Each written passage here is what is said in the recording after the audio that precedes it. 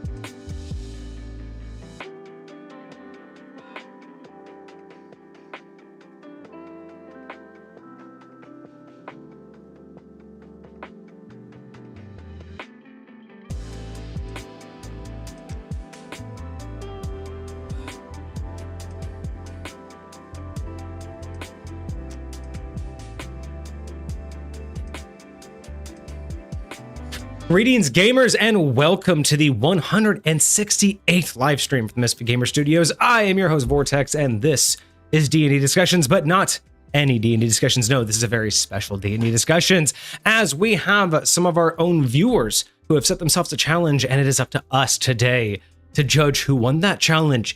It is going to be a lot of fun, but we are calling it Subclass Showdown. So we have two viewers submitted us some subclasses, homebrewed fresh, and we are going to decide how they get on. But before we start that, we have just a handful of updates, and then we'll get into it. So, what is going on, my buddy? Oh yeah, that looks so much nicer. Let me know how, everybody, I've done some updates as well. Let me know how the cameras are looking and how the audio is. I fixed the audio so it shouldn't be dropping out as much, especially when I look at you, or when I turn and look at that, it shouldn't be dropping out and cutting out my voice or yours when we start to mumble. Okay, I'm here for it. I'm very here for it. Absolutely. This is gonna be a good time. I'm super excited about I actually I was just telling you before we got started, but I did my first stream in a while on Thursday. What was that, 2 days ago? Yesterday? Something like that. It's hard for me because I don't always have the best ability to like actually check my own audio.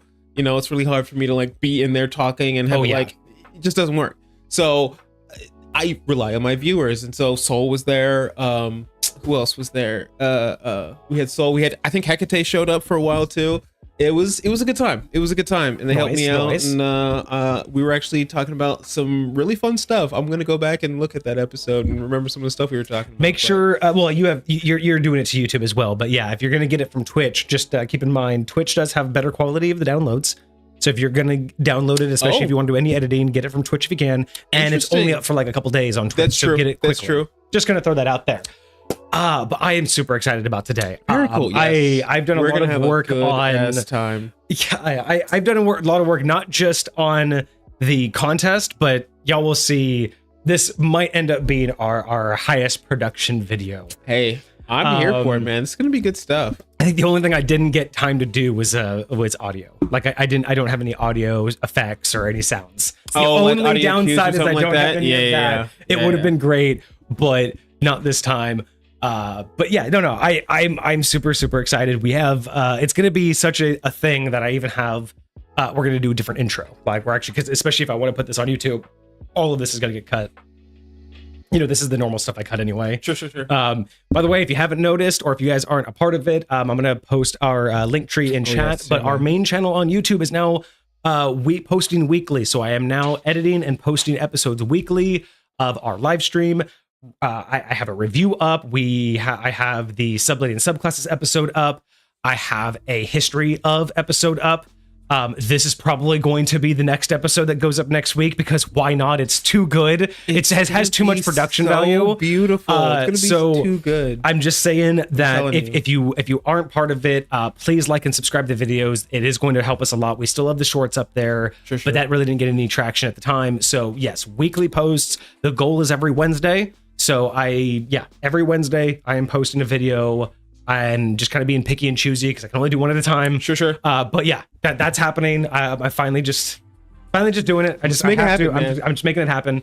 And again, just constantly trying to be aware of what I'm doing. Oh, I just found a typo. How long has that typo been in there? The flu, that's everywhere. Wow. But yeah, I'm super excited about the future. I'm super excited to see what more of these series brings. We got the Mad Hatter all ready from the start. Well, hey, get it out of the way now, right? Let's go. All right, so you know what? I'm having a good day. I'm gonna go pirate today. Let's go. All right, we got Cabby. We got Pirate and Cabby. All right, half hour is on the book. Let's go. So some of the updates. Well, today we are having a very special stream. I don't know if this is going to be a normal series, but I'm really excited to do it. We'll see if everybody likes it, and we'll find out if this series deserves to continue. Maybe we'll have a whole channel in the Discord where we can send prompts. Oh, that would be kind of cool. Like people like, oh, how cool would this be where we set a prompt and then those in the community can duel each other or challenge each other. Be like, they'll say, I want to take on this prompt and I want to challenge so and so. Right. And then if the other person agrees, That's it. We lock that in, and that competition, that prompt will go to those two. That's wild. That's wild. I think that would be very fun. We might. We'll see what happens. By the way, if you notice that the name did change, it's no longer Hats Off, and we no longer have the Jerry one. It is just now going to be Mad Hatter. It is now the one. Okay. It is a little bit more expensive. It's now up to 2,000 points, but it is a half hour instead of 15 minutes. Very nice. So we get a little bit more stuff. What kind of prompts will there be? Cosmic, how's it going? Nice to see you, Marty. How's it going? Soul, Hecate, I see you guys in there. What kind of prompts? I don't know. I'm curious about the types of prompts. We'll see what kind of prompt that this one gave, and we'll kind of flavor it off of that one. But if everyone likes it, we'll probably get some prompts from the community. We'll probably get some ideas. But I'm thinking similar to this one, it will be a chosen subclass. Like, it'll be like, hey, we want to do a barbarian subclass. Yeah, we'll say like, hey, we're doing a barbarian. We need a barbarian, and I want to see a barbarian that is, give it a theme. Yeah. Like, we'll give it like imagine a barbarian that was raised by wolves, no human contact. Okay. So not quite totem of the bear or whatever, but you could straight up be like, I have a subclass that is going to be purely no human contact, was literally raised by wolves. Some Mowgli type shit. Exactly. You could do a whole Mowgli build, or you could do, so something like that. I think those would be kind of builds. We'd choose a class, and then we'd choose the main point of view, and maybe it'll be like focus on, you were raised by wolves, so focus on being able to use creatures with pack tactics, and that's the build. That's all we give. Then you have to incorporate that into a build. Or we say, I want a sorcerer class, but I want you to have discovered your magic by XYZ means. Sure. Something like that. Okay. I don't know exactly. I haven't gone much beyond like this. the idea. It just really depends on if today's worth it. But we'd love to hear from you. Let us know in the comments. Let us know in chat. Let us know in the Discord. By the way, Discord link coming at y'all. But let us know if you have ideas for prompts. If you like what you're about to see here today, let us know. It will be fantastic. But other than that, what else do we have? Community stream is tomorrow. Two big streams back to back, everyone. Yes, it's going to be beautiful. But yes, we have the community stream tomorrow. That is slated for the afternoon. So we should be going live between 1 and 1:30 p.m. Pacific Standard Time. And we are going to be doing a pop culture build. And we've already chosen it. We haven't announced it yet. Should we announce it today or should we wait? I don't know. What do you think, chat? Do you want to know what the build is going to be for tomorrow, or do you want it to be a surprise? Cosmic has an idea for a prompt. Items created with the World Tree theme. Ooh, I could see that. I am not mad at that. I like that idea. You could take it a lot of different directions too, you could do an item. You could do, can you imagine a warlock whose patron's the World Tree? That would be, imagine a druid. A druid that, who like came from a grove from directly related. Ooh, I like that, Cosmic. Throw it in the Discord, please. We will take that idea. Hell yeah, let's do it. I am liking this. All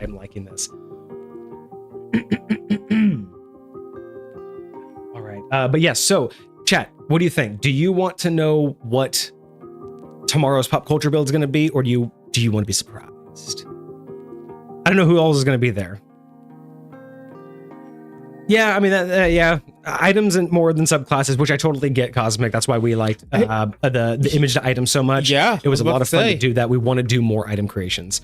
Soul says surprise us. Okay, well, unless the rest of chat chimes in, that's one vote for a surprise. So that's right now, surprise is winning.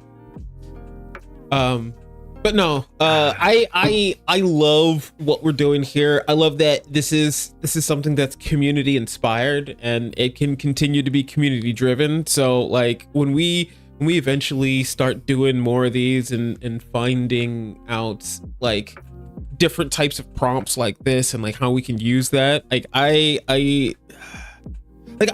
we're already doing another pop culture build tomorrow. Yeah, we've done 2 subletting subclasses. Like the creation is it's where it's at. It's doing its job. Well, and the more we create, the more that we can create with the community, the more we can consider branching out, right? The ADMG, the APA, the APH. These are things that I really want Misfit Gamer Studios to work on, and it's going to take more than just what we can do, right? It's going to take, not only hiring people and working with, things, but it's also going to take the community working with us and letting us know what directions we need to head, right? And that's why I'm really excited to see, what do people think about episodes like this? How is this going to turn out? This one's going to be really, really heavy leaning on chat. We're really, really hoping that chat's going to be there to give us some feedback today. It's not going to be like the review. A lot of this is just going to be comparison. We're going to be looking at these two subclasses. We're going to be analyzing them with a couple prompts each round. We're going to be given a new prompt to understand whether or not which one we think did better. And that's kind of it, right? It's not going to be like your normal review where we're going to think of like, what would I have done differently? Or we're going to look at this directly as what is written and how do they compare to each other. So got you. We'll go over the rules here in a bit. We are going to do a different kind of intro, but I wanted to get the normal live stream stuff out of the way. And a lot of the stuff is going to be a surprise to me too, y'all. So like, I'm here, I'm along for the ride. I'm excited to see what's behind each one of these curtains. I think the only thing is in general, like how the voting is going to work. Yes. Yeah. Basically what you just explained. Like, yeah, I get the process. I get, what we're, I don't know what the categories are yet, but, yeah. He doesn't know anything. I've been keeping this completely shadowed.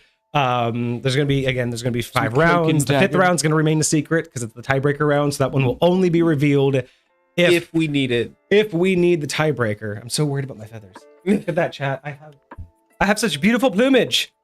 There. What if I just did that, chat? Wild. This should be a completely different type of a stream, right? Is this better, chat? Is this really what you want to see or not see? What you want from me? Is this what you want? Just my lovely plumage in the way?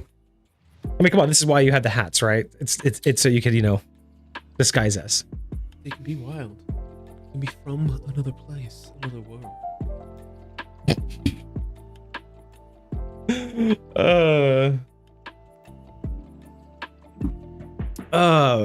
This is the business. But yes, Cosmic won't be able to be here tomorrow. No worries. I mean, if you are interested, it will be on YouTube. And it'll also likely be one of the newly edited episodes. I am hoping. I am most likely. Down to it. Yeah, I think those specialty ones like pop culture builds, subletting subclasses.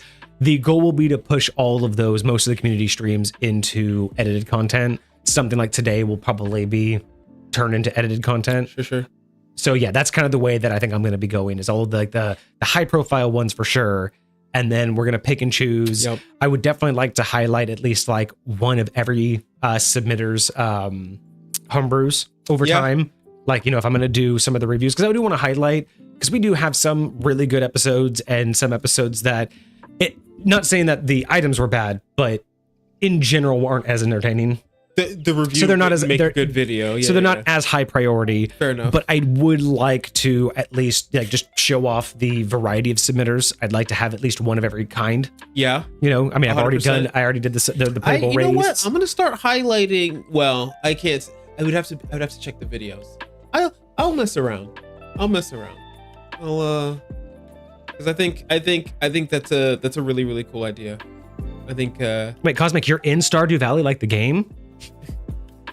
Love to be in a game. That would be so much fun. Be like, what's that movie that's about to come out? Minecraft movie. Oh, jeez. Don't get no, no, that monstrosity of what they call a movie. No. Oh, so wild. No, it is so wild. Truly, I'm not okay with that. I'm not okay with that. Have you like you've seen the previews, right? I've seen bits and pieces of the previews repeatedly, so like piecing it all together, yeah, I've probably seen all of it. But I think someone in stream asked me in chat a couple streams ago, and they asked me like, "Are you excited to see the Minecraft movie?" And I was like, "Absolutely not." And they were like, "What do you think about it?" I'm like, "It looks like trash." Hot take: it looks like garbage. And as much as I am a fan, but with Minecraft, no, not at all. It's no. Like honestly, and this is coming from someone who has been for a long time a Jack Black fan. Don't get me wrong; it is not hate on Jack Black, sure. But at the same time, no, you should not have been offered the role. You should not have taken that role. Whatever it is you're doing, whatever cow you're trying to milk, stop it. I don't know what that other dude's doing. The other dude? Yeah, the what's his name? The dude that played Aquaman. Oh, right. Jason's yeah, Momoa. Yeah, there you go. I mean, I can see how you. Lightweight. You could mistake it. Yeah. Jason Momoa. Yeah. I don't know what these people would be doing. Well, and that's the thing too. I just like looking at the movie. The graphics are not good. I doubt there'll be any storyline that's worthy of even considering calling it Minecraft. And again, it's one of those things where it feels like it's a collage of highlights. Like, hey, here's someone who can make us money, and here's a brand that can make us money, and here's another actor that can make us money, and here's a VFX company that knows how to do things that make money. If we add them all together, they'll make lots of money, right? And that's how it feels. It really feels like the dredges of there was no plan involved. They were just like, "Hey, Minecraft's a game. Let's make a movie out of it." It's like the idea that you can take the best players of different teams and create the ultimate team. But if they don't work well together, you know what I'm saying? Happens when you're trying to turn art into math. Math itself is its own form of art. You don't need to like make math out of every other type of art. It's not just like A plus B equals C. It's not just this hook with this thing plus that. It don't work like that. It's got to be organic. It's got to be real, man. You got to like actually have something to present to an audience. Okay, it's not just throw spaghetti at a wall. Hey, look, it made a face. Right. What do you think, chat? Like, is anybody out there in chat like honestly looking forward to it? And I don't mean that in a bad way. Like, I mean, honestly, if you are interested in it, I'm curious why. Is it just because again you're a Jack Black fan, you'll see anything he does? Is it just because like again you've seen new movies, so you keep up with them? I'm curious what the appeal is. I will say this: there have been movies that I have felt like this about. And then after the movie comes out, everyone's like, "Oh my gosh, that movie's good as fuck." And I'm like, "What the fuck are you guys talking about?" And then I go watch the movie, and then the movie was kind of... that happens. But I'm like, it's so weird and wild when and how that happens. But I'm waiting. I'm waiting for somebody to come out of that movie. Bro, that movie was so deep. And I'll be like, don't play me. Don't play. As Cosmic says, that Minecraft movie needs to be a blockbuster. Wild. I'm telling you, I just saw I don't even know what you want to call it. It's not a theme park, but it's literally called the Blockbuster Experience. And it is a location that looked like it could have been a Blockbuster at one point, and it's set up exactly like a Blockbuster. So you can just go movies and stuff, and you can't check them out. You can't rent them. They're probably all empty. So it's just there for show. It's just for you to have the popcorn and all the shit. So there's an account on TikTok that has gotten not my attention, but has gotten onto my feed, which is kind of annoying because again, I'm not a huge fan of these premises. Cool idea, but then it gets old really quick. Sure. But there's, one of those, remember when the popular thing to do was like the, I'm the only one skits where people would film themselves and just erase everybody. So it looked like they were like somewhere by themselves, like no people, either a cruise ship or a whole city was gone or a whole stadium. Oh, yeah. So people were just filming themselves doing stuff, but they were able to like basically blur out or remove people. So that was, that was kind of popular. I mean, I think it's still going on, but it was more popular like, last year and the year before. Sure. So I'm starting to see a new version of that where this account is a guy trying to be like, oh no, I'm a time traveler. I'm in the past, blah, blah, blah, And so he goes places and he's like, let me show you. And so he goes places and like, he's like, look, I've gone to a Target. I went to a Kmart. I went to a Sears. Look, what do I need to go? Where do I need to go for you? Right. Like he's like, look, here's an old Toys R Us. Like, look at the toys, look at what and it's just him walking around and kind of just waving around shit. And again, there's occasionally where you'll see something that's like made within the last like 5 years. And you're like, that wasn't around in the 90s, but sure. You know what I mean? Like it's, I get the joke, but yeah. It's just one of those weird things where he's just like, I'm doing this, but all the places that he's going to are real. Like his videos aren't doctored. So it is interesting that not only are there holdouts, but it makes me wonder, are some of these places like attractions that he's going to? Because I do know that there are places that try their hardest to make it look identical just so you can get the pictures and you can have that experience. So when you say the Blockbuster one, I'm like, I wonder if he's going to go there and I'm going to find that. Because if I do, in the next month, if all of a sudden he's like, look, guys, you wanted me to prove it. Look at Blockbuster. If that happens, I swear he's there. It's that one. And he's. That's fucking wild. Because it is. It's just like, I don't know. It's one of those things where I get the idea of wanting to do a skit for a while, but I'm like, how do you keep that going? Like, how do you honestly like work that hard to keep it going? I think some people are riding it literally like a wave, and like as long as they can get a couple of pumps out of it, they're gonna keep riding it until the views start going down to 100. They will. You know. Soul says that they are looking forward to the Minecraft movie being a big part of their childhood and current adulthood. So that's fair. I mean, honestly, there are a lot of people who've like legit, I know that they spend every day after school or work or whatever it is that they're doing, and they go and they put time into their Minecraft world. Like it's funny how integrated Minecraft was for me, because the funniest thing is I got introduced to Minecraft in such the weirdest way. Like I remember my very first time sitting down playing Minecraft. And the craziest part is, at the time and for a long time after, like years after, because it became popular, you know, a couple years later, you know, like more people were playing it. So I'm like, oh, you know, cool. But the craziest part was what I didn't know is I thought when I first played the game, this was just like a game that had just been out for a long time. You know, it was pixelated, it was simple. I'm just like, okay, so this is just like one of those indie games that's just been out forever, blah, blah, blah. And I'm like, cool, whatever. And like the dude who showed it to me was just like, dude, this game is just like, I spent hours on it. And I mean, I saw the addiction like quick. That was in 2000. That was in 2007. 7? When did Minecraft come out? Had to be like early 2000s. So the Minecraft. Oh no, I'm sorry, not 2007. So I played it in 2009. Because I remember because I joined the military in 2007. Mm-hmm. And I spent my first year at my first duty station. And then, after a year at that duty station, about a year and a half, I reclassified and went to my second duty station. Mm-hmm. So my second duty station, on one of our field operations, we were doing 24-hour ops, and I was stuck with the guy, and he brought his laptop in. Mm-hmm. And he sat down and was playing this game. So this released in May of 2009. That summer, I think it was that June or July, we were stuck out in the field, and he brought his laptop.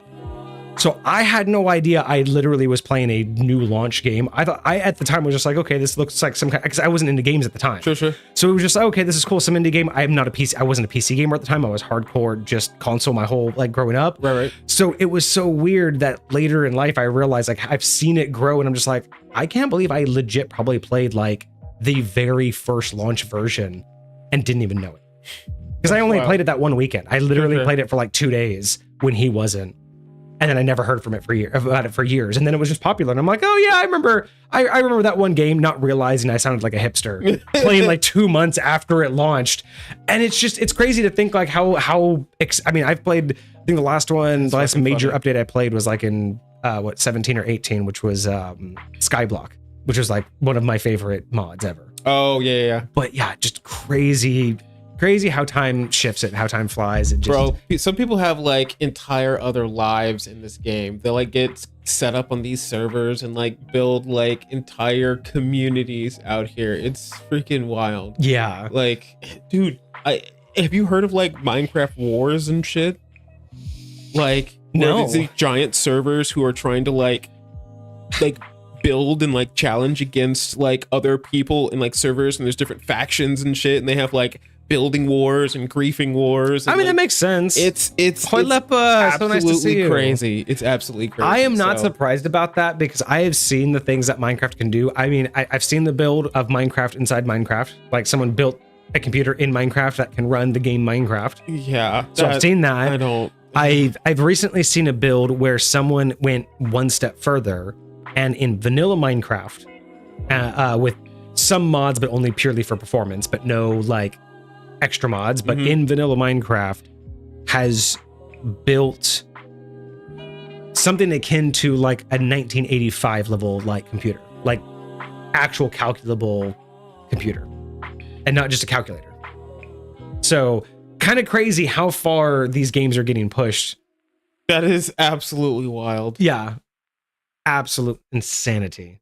3:30 a.m. You should sleep but can't. Well, hopefully we can entertain you until you do go to sleep. Got a few more minutes until the hats come off and then we can get started. It would be a very weird intro for a brand new series to have the hats on, like for like the first 2 minutes of it, and then cut it into no hats. It'd be a very hard thing to explain. Yeah, fair enough. But they're good for the stream. Indeed. They have created Minecraft in Minecraft. Yeah, They've created so much. They've created Minecraft. I've seen I don't know. I think there was a scale replica of the Enterprise. Oh, like a 1-to-1, yeah. like internal out external. Like that's so absolute one of the insanity. coolest things, and I'm so mad because I just found out. She just told me, my niece. She told me that she had lost her like save file or whatever that had this on it. I think her PlayStation died or whatever. But she had created. I had given my players this door. And this door was basically a door to a tiny little pocket dimension that they were able to go into, and was like their home base. Their like portable home base. It would like, this door would shrink down to like the size of a keychain. Okay. When not in use, but you could like speak the command word and like put it up against a flat like it was surface. like Mordekainen's mansion or whatever, Kind of. or whatever's tiny like tiny mansion or whatever. Imagine Doctor Who's box, but instead of an entire box, it's just a door. You can put something. Okay. Yeah. And it just opens up into your own little, and so like they lived in, and she created the entirety of what was in this little pocket dimension in Minecraft. It was the coolest. So she had like a 3-dimensional representation of it all. Yes, wow, like that's all of crazy. it. Like she even created like some of the creatures that we had. It was fire. It was fire. I had like a nice little arena in the downstairs, because like eventually this little pocket dimension was growing as they like leveled up and stuff. So it was way cool. It was way cool. But you can do some cool shit. I feel like a lot of people have played in Minecraft like their own version of D&D, right? Like it's their own little like world inside of a game. I mean, that's kind of fair, minus like the interactions, but I mean, otherwise, like you could have the interactions with, what do you call it, like in servers and stuff like that, so you could play with actual other people. And, like, oh yeah, I'm just talking about like you can't really have like lots of NPCs, you can't really have like quests and whatnot, but in general, like the world building, the mentality of it, absolutely, I could see Minecraft having a lot of potential for that. Yeah, absolutely. Wow. All right. So many people have showed up today. This is fantastic. I'm so excited for today. Villagers are NPCs, but you can't really like talk to them. You can't get any like.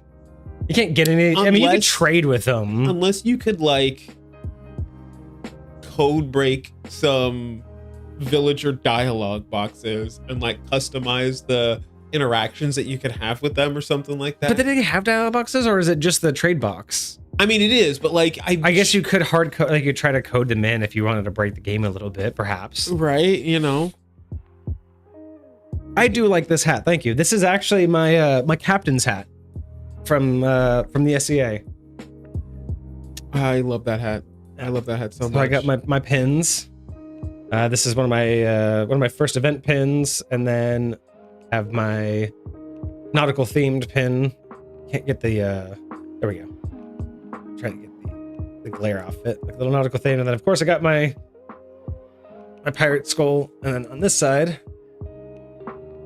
I have my dragon pin and another skull pin, and then of course my ship colors, or at least 2 of my 3 ship colors. I don't have silver on them. Well, I do have silver, but I don't have it in the feather, so that's why black is there.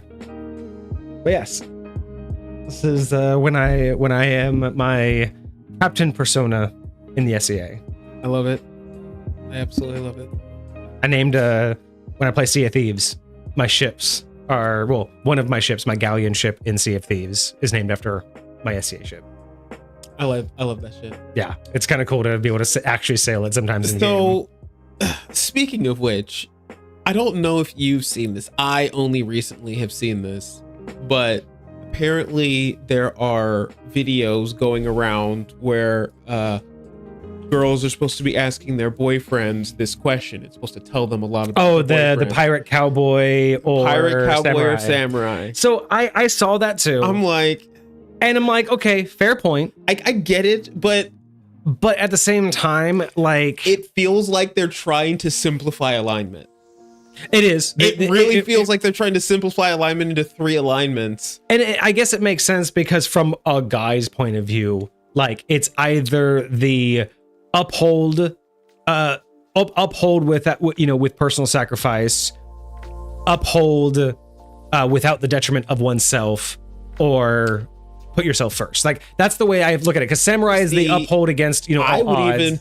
I would include ninja in there, and I would say that would be something where along the lines of like lawful to their code, very similar to samurais, but also very selfish to the point. But see, that's the thing, is like, it's not meant to break out alignment though. It was meant to break down like the guy's mentality of these are 3 things that they could associate to.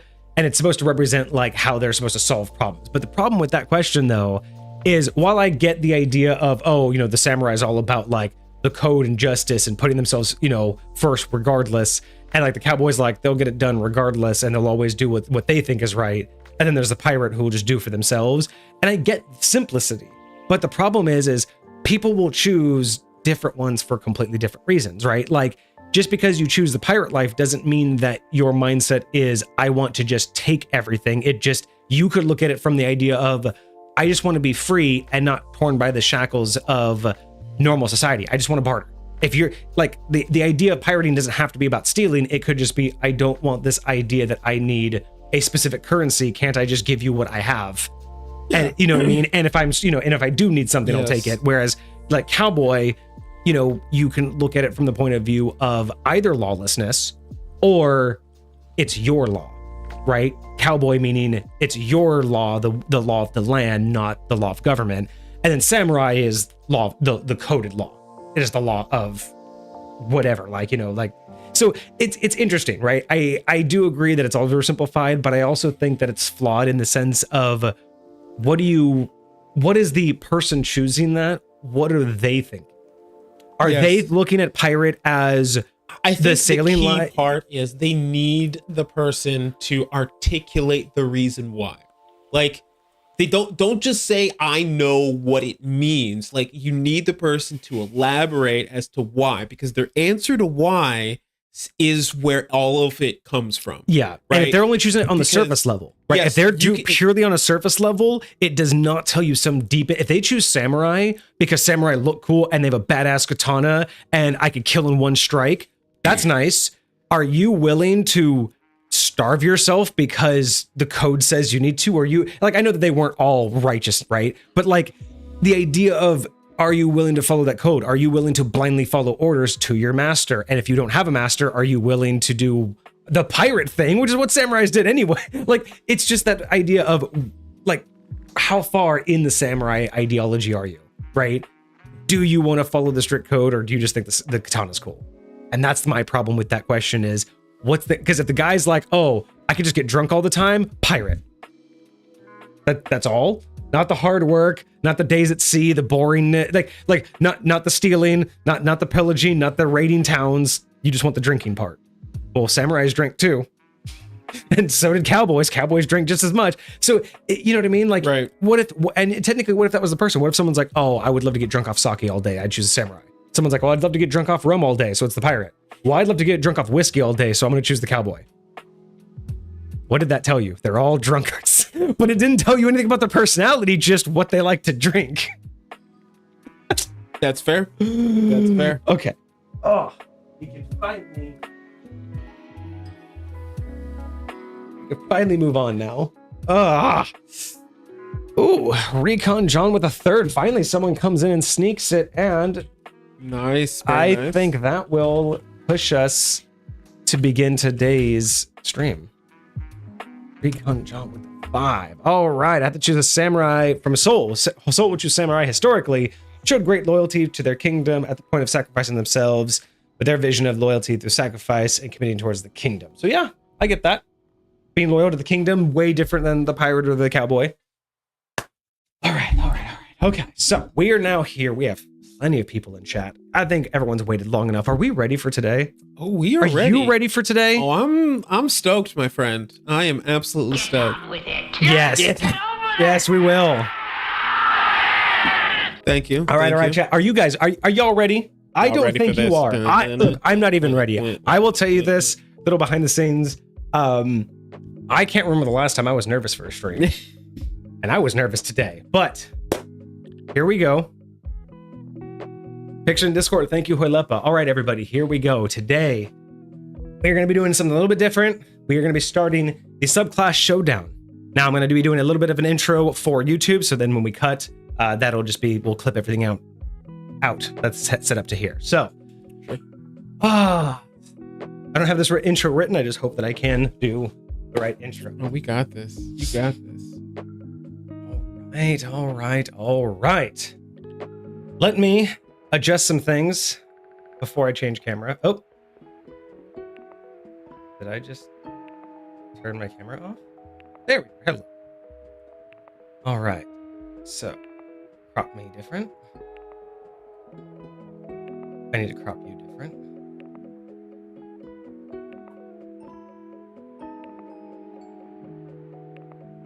And nice. Everything's been changed. Okay. Very nice.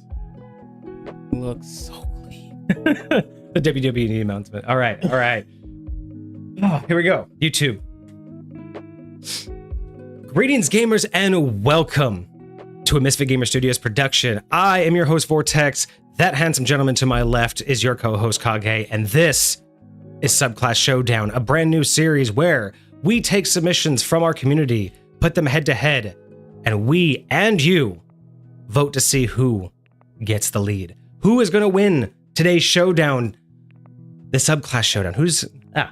Who is going to win today's Subclass Showdown? Today is the Battle of the Elements, because we have two competitors, Soul Collective Guild and Hecate 95, both in chat right now. Say hello to you, everybody out there. They have submitted Ranger subclasses of the Elemental Persuasion. Yes, they have given themselves a prompt to make Elemental Rangers, and we are here to find out which one is better.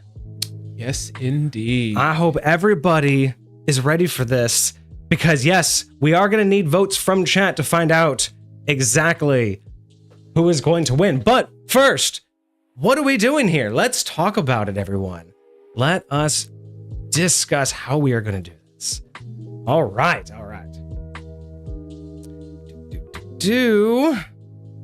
So, this will be our battlefield for today. Few things to note. As we go through, there will be 5 rounds, and we will get through exactly what each round is. But as we go through, we will be asking everybody to vote. I will have a vote, Kage will have a vote, and chat will have a vote. So be mindful, keep an eye out, keep an ear out, because we are going to begin here shortly. But what are you going to be seeing on screen? Well, first, as we move through the entire process, there's going to be voting, there's going to be points, and we're going to need to keep track of that. So you'll see just here to my left, right in between Kage and I, we have an ongoing score. This score will show the participants and the ongoing scores that each of them have. Those will be updated as we go. So right now, Perfect. Scores I love it. are equal. Next, let's discuss the rules. So when it comes down to the rules, let's discuss mechanics.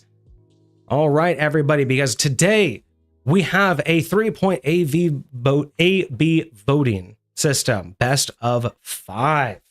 So that means best 3 out of 5, Okay. or first to 3, however you'd like to say that. Perfect. The mechanics are very simple. Each round there's going to have a combination of 3 votes. 1 vote from Kage, 1 vote from me, and 1 vote from chat. Chat will get a poll, and it'll be an AB poll. You will choose which subclass you think won that round. Chat's votes will be combined, and whichever side wins gets that vote. And each round, of course, will result in 1 point. So if you get 2 out of the 3 votes, you will get 1 point for that round. Beautiful. Beautiful. 4 main rounds to see if we get a winner. And if somehow we tie, we will have a surprise tiebreaker round. 5th round tiebreaker. I love it. All right, everybody. Are we all on board? Are we all on board so far? Any questions? Let me know in chat. Otherwise, let's move on. That is the mechanics of how today will work. You know, I'm actually going to drop the score for a moment so we can see this just fine. All right.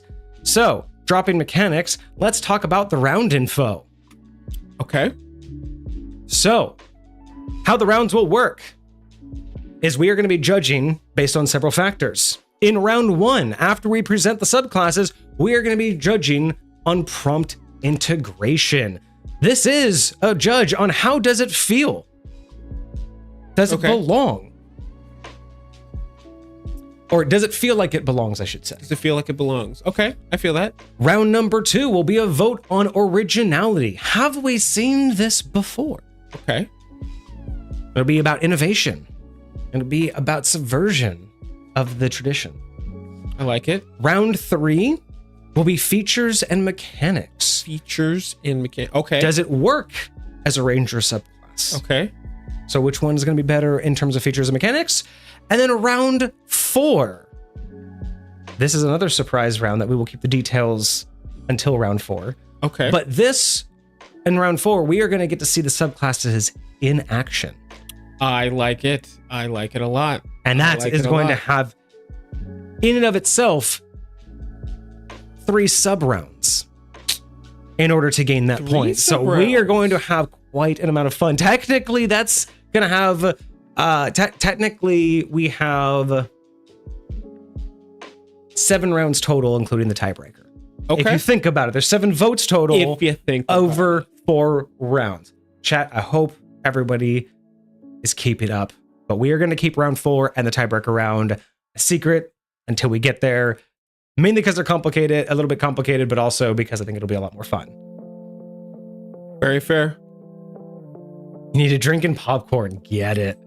All right, let's drop that round info and talk about, I think, what everybody wants to know. The best part about every contest. What's the prize? Oh, the prize. Because, of course, there's just bragging rights. Everybody knows bragging rights. That just comes with winning, right? But there needs to be a prize for a contest. I mean, they put so much work into this. We can't let them just walk away with a feel good. True. So, chat, here is the prizes that our contestants are vying for. The winner will receive 10,000 high points. 10,000 high points. If I remember correctly, that will more than double hecates. Yes. And only add about 1/3 to souls. Yes, something like that. But 10,000 high points will be awarded. They will also have their subclass featured in a future Misfit Gamer Studios publication, whether that is our ADMG, the Advanced Dungeon Master's Guide that we're working on, or the APH, the Advanced Player's Handbook, or whether we do our other side project where we make a Misfit Gamers Studios builds book, where we add in all of the things like pop culture builds, subclasses, subletting subclasses, and some of the reviewed items. And in that particular case, whichever one comes out, when it's the most appropriate, the subclass will be featured, of course, as long as we have the author's permission. But yes, we would like to feature it if it wins this contest. And maybe we'll have more contests like this to just keep gathering more I think features. that would be so cool. I think that would be so cool. And to cap it all off, the winner will also get a choice. As okay. The winner gets to choose 3 months subscription to the stream. So I will gift them directly 3 months subscription. Okay. Or they may pass and gift 5 subs to the community. Wild. I love it. So it'll be up to them on how benevolent they feel when it comes down to the win. Maybe they need to save some cash, which is totally fine. Get some 3 months on me. Maybe go spend your prime somewhere else, or send it back to the community and let 5 lucky people have some extra emotes. Right on. I love it. That's what we're vying for, everybody. This is going to be a good deal. This is going to be a good deal. All right. We're out here getting it. Real quick, I need to go to the restroom before we continue, so I'm going to bring up the voting rules real quick and let Kage entertain you. This will be a quick little pause, and then we will begin with discussing. We'll basically just get right into it. Getting into it. Oh, I am so hyped for this, you guys. You have no idea. So I have looked at this again just as much as I've ever looked at it for any of our community creations that we do on Mondays. But I'm telling you, these things, like just the tiny little bits, it's like you're cutting like a steak before it's time for dinner, and you're just like, it's mouth watering, and you're just really excited. That's the vibes that it's giving off when you can just see the little bits and pieces of what it could look like all together, and you're like, oh, all right. Now I will say it's very easy for me to forget this stuff. I forget this stuff in my own game, so if I'm trying to forget it, then I 100% will. It's too much work. It's too much work. But yeah. I know Hecate and I were talking. We were making sure everything was squared away. Soul has always been very, very ready to submit all kinds of new things. So, yeah, I'm hype. Hype in the chat. Hype. Hype train.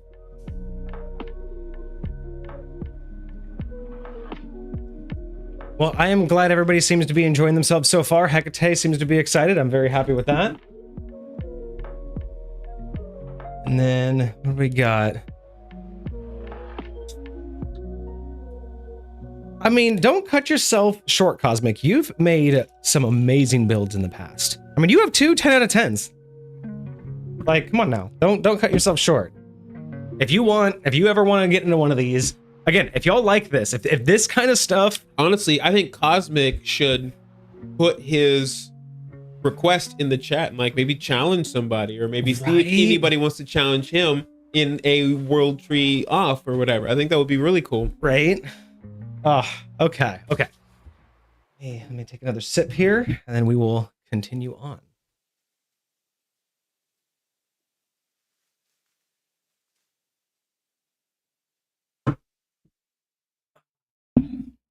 Hey, things ebb and flow, Cosmic, not to worry. And again, that is not a comment. Remember, those scores are not a comment on anything other than whether or not I would be able to adopt it specifically to my setting. Remember, Those are compatibility points. Those aren't a judgment on how good it is. More times than not, I think we end up saying very good things about your builds. And more times than not, I actually end up liking using, I would want to use them. Yeah. I just can't adapt them the way you've built them to my setting. But don't confuse that as being a bad thing. Exactly. All right, so moving on to the next section. I could probably open up my bullet points scroll here below me. So this is going to have some bullet points below me, since chat's over there below Kage. I will have some lovely bullet points below me. Okay. When needed, about some of the builds. And so I will keep that there just to kind of figure that out. So I guess it is time. It is time. Bam, here we go, everyone. So let's discuss what's actually going on here. So I have some information here from the participants themselves. I'm going to be minimizing some of my my window. So anything happens on video, just someone ping it, let me know. Gotcha. I can't see as much of what's happening on the video, so hopefully everything looks right and you guys can read it. It's mostly as it look fancy, but I am going to be reading what you see on screen. How we're going to be doing this is I'm going to be offloading a lot of the front end information, the intro, and some of the specifics in the front. And then we are going to split up. I will take one of the subclasses, Kage will take the other one, and then we will be reading them back and forth, going through them side by side, and then we will be building out our votes from there. So there will be a lot of talking from me up front, but then we will be splitting it up in order to give a little bit more variety.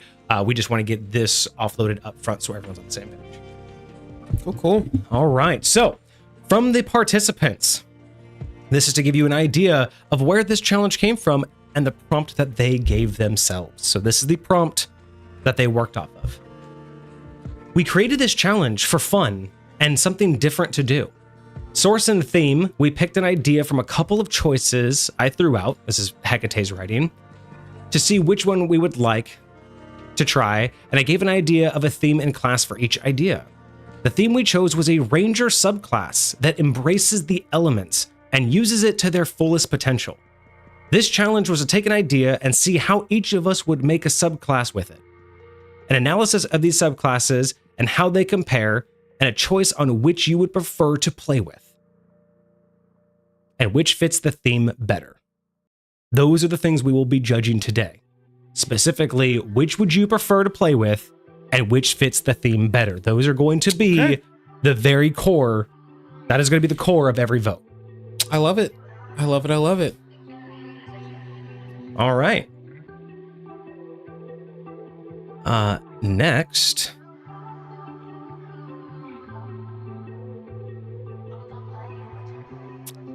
Boom. Next, I have some snippets from the participants themselves. Okay. First, we start with Hecate.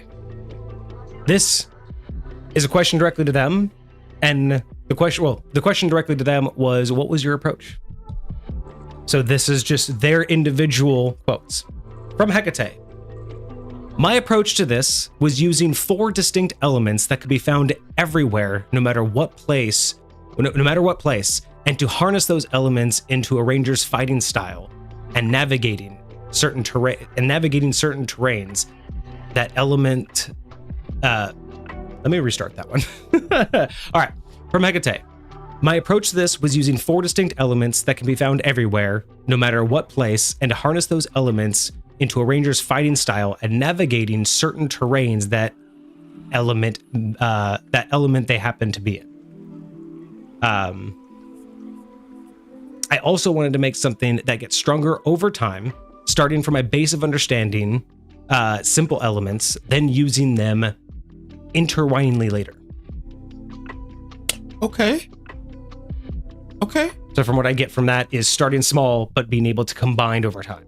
Yes, I got you. Excuse me for the mispronunciations. All right. That was Hecate. Let's move on to Soul. Soul says, my goal for building my conclave was to harness the powers of the elements into their battle strategies.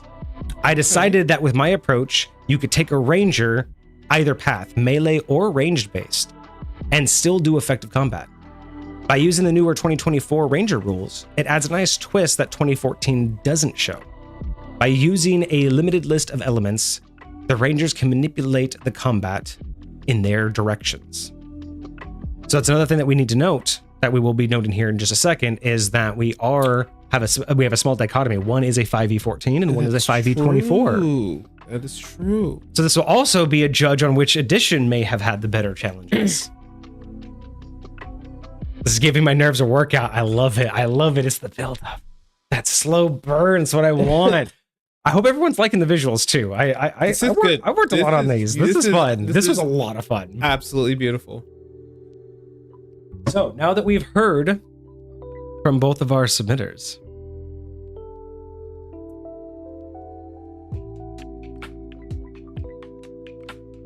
let's see. I think next is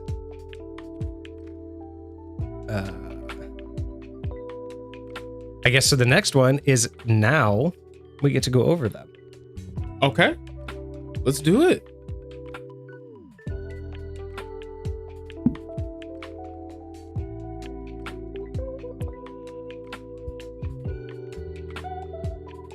Bam and bam.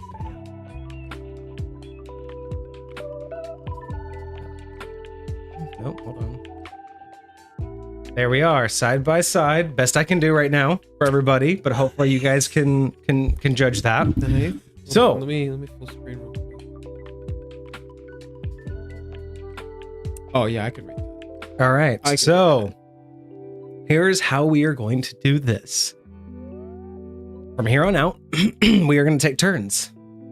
I am taking the role of the Elemental Strider. Okay. You will take the role of the Conclave of Elemental Quivers. Okay. From here on out, we will just do a side-by-side comparison. I will read my description. You will read yours. Maybe a brief discussion. Remember, this is not a review. This is taking it for face value and judging on its merits. We will read through the descriptions, have a small judgment, and then we will move on to the abilities, and we will do one by one because they should be equal in terms of their level up. Sure. So we'll read through them one by one, let those sink in, and then once we've reviewed them all, what's going to happen is we'll go to round one, and you'll get your first vote. We'll set about a 10-minute timer, maybe 5 if chat's going pretty quick. And during that time, you'll be able to ask any questions, and we'll be able to pull up any sections that you want to review. Everyone's votes will come in, and what's going to happen is Kage and I are going to write our votes in chat, and we have just as amount of time that the poll will go for. We will write our votes, but we will not send them in chat. We'll just write them down.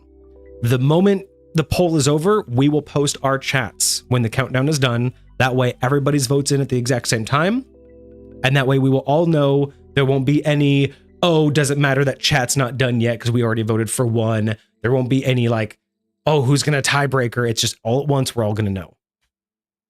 So, everyone on board? I'm here for it. Everyone good? Can you got yours pulled up? I'm assuming you'll have your own individual one. I do have mine pulled up. And just as a side note, before we begin, I will be posting the links for these if you guys want to follow along. Yes, sorry, I meant to get to that before. In Discord. Let me post the link for Discord in chat. So if you want to follow along and you can't see them below us as well, links will be in the community chat in Discord so you can review these and follow along. All right, if we are ready, let us begin describing this. So again, chat, keep in mind, we can't eliminate what is called charisma bias. So keep in mind that we're trying to split up the work here, but it's the mechanics that we're looking at, not the speaker. Yes.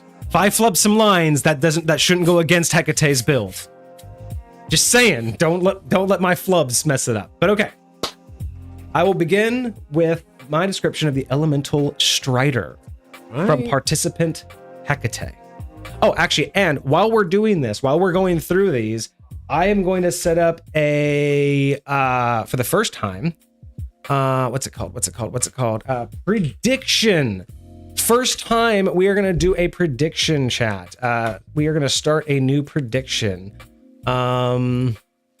This prediction.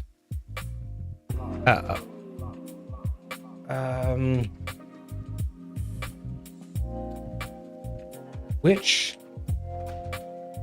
subclass will win, chat? We're gonna do a prediction strong out the gate. Okay. Just based off the names, that's all they get right now. What you get right now are the names.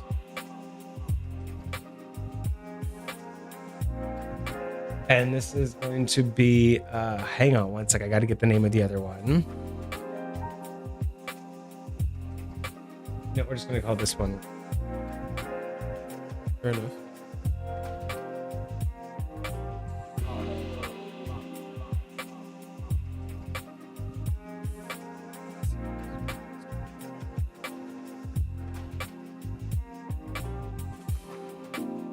All right, we are gonna do this for the next 15 minutes. Well, yeah, because it's gonna take us some time to go through them. So you'll have 15 minutes to do this, chat. So you don't have to immediately like rush to put what you think. You'll have 15 minutes as we read through these. Do they have the ability to change their vote if they? No, because it's a bet. So this is prediction is going to use your actual high points. Oh, very nice. They use your channel points, and then what's going to happen is if you win, you're going to get that. You're going to win your bet. Oh, so if you bet 1,000 channel points, you'll win 1,000 channel points. Slay. All right. Slay. Let's see. The streamer or mod will need to confirm the outcome within 24 hours. Yes. And that is going, I'm going to start this and then we are going to begin. Okay. Everyone ready? Let's do it. Prediction is a go. All right. Elemental Strider. Ranger archetype subclass from Hecate 95. The primeval powers that shape the world still pulse through every forest, desert, storm-torn plain, and icy tundra. While most rangers focus on a single aspect of nature, elemental striders learn to harness all four primal forces: wood, lightning, fire, and ice within themselves. Whether lashing foes with living roots, hurling crackling bolts of thunderous energy, igniting blasts of scorching heat, or freezing an enemy's blood with relentless cold, an elemental strider becomes a living conduit for the wild's might, channeling nature's boundless fury to protect what is sacred and lay low those who threaten the balance. Elemental Strider. Well. That's beautiful. What do we have for the competitor? The Conclave of the Quivered Elements, the Ranger archetype by Soul Collective. Their description: from the beginning, those who found a liking for archery have tried many ways to find a way to enhance their abilities. Some found mastered techniques through taming beasts, while others harnessed the elements to hunt with and enhance themselves. Many have tried multiple ways to harness these powers, but only those who are successful with communicating with nature have become the host of nature's gift. After years of harnessing the powers, Rangers have found ways to imbue their elements through their arrows and natural abilities to aid them in the hunt. Most lean toward one element to aid their hunt, most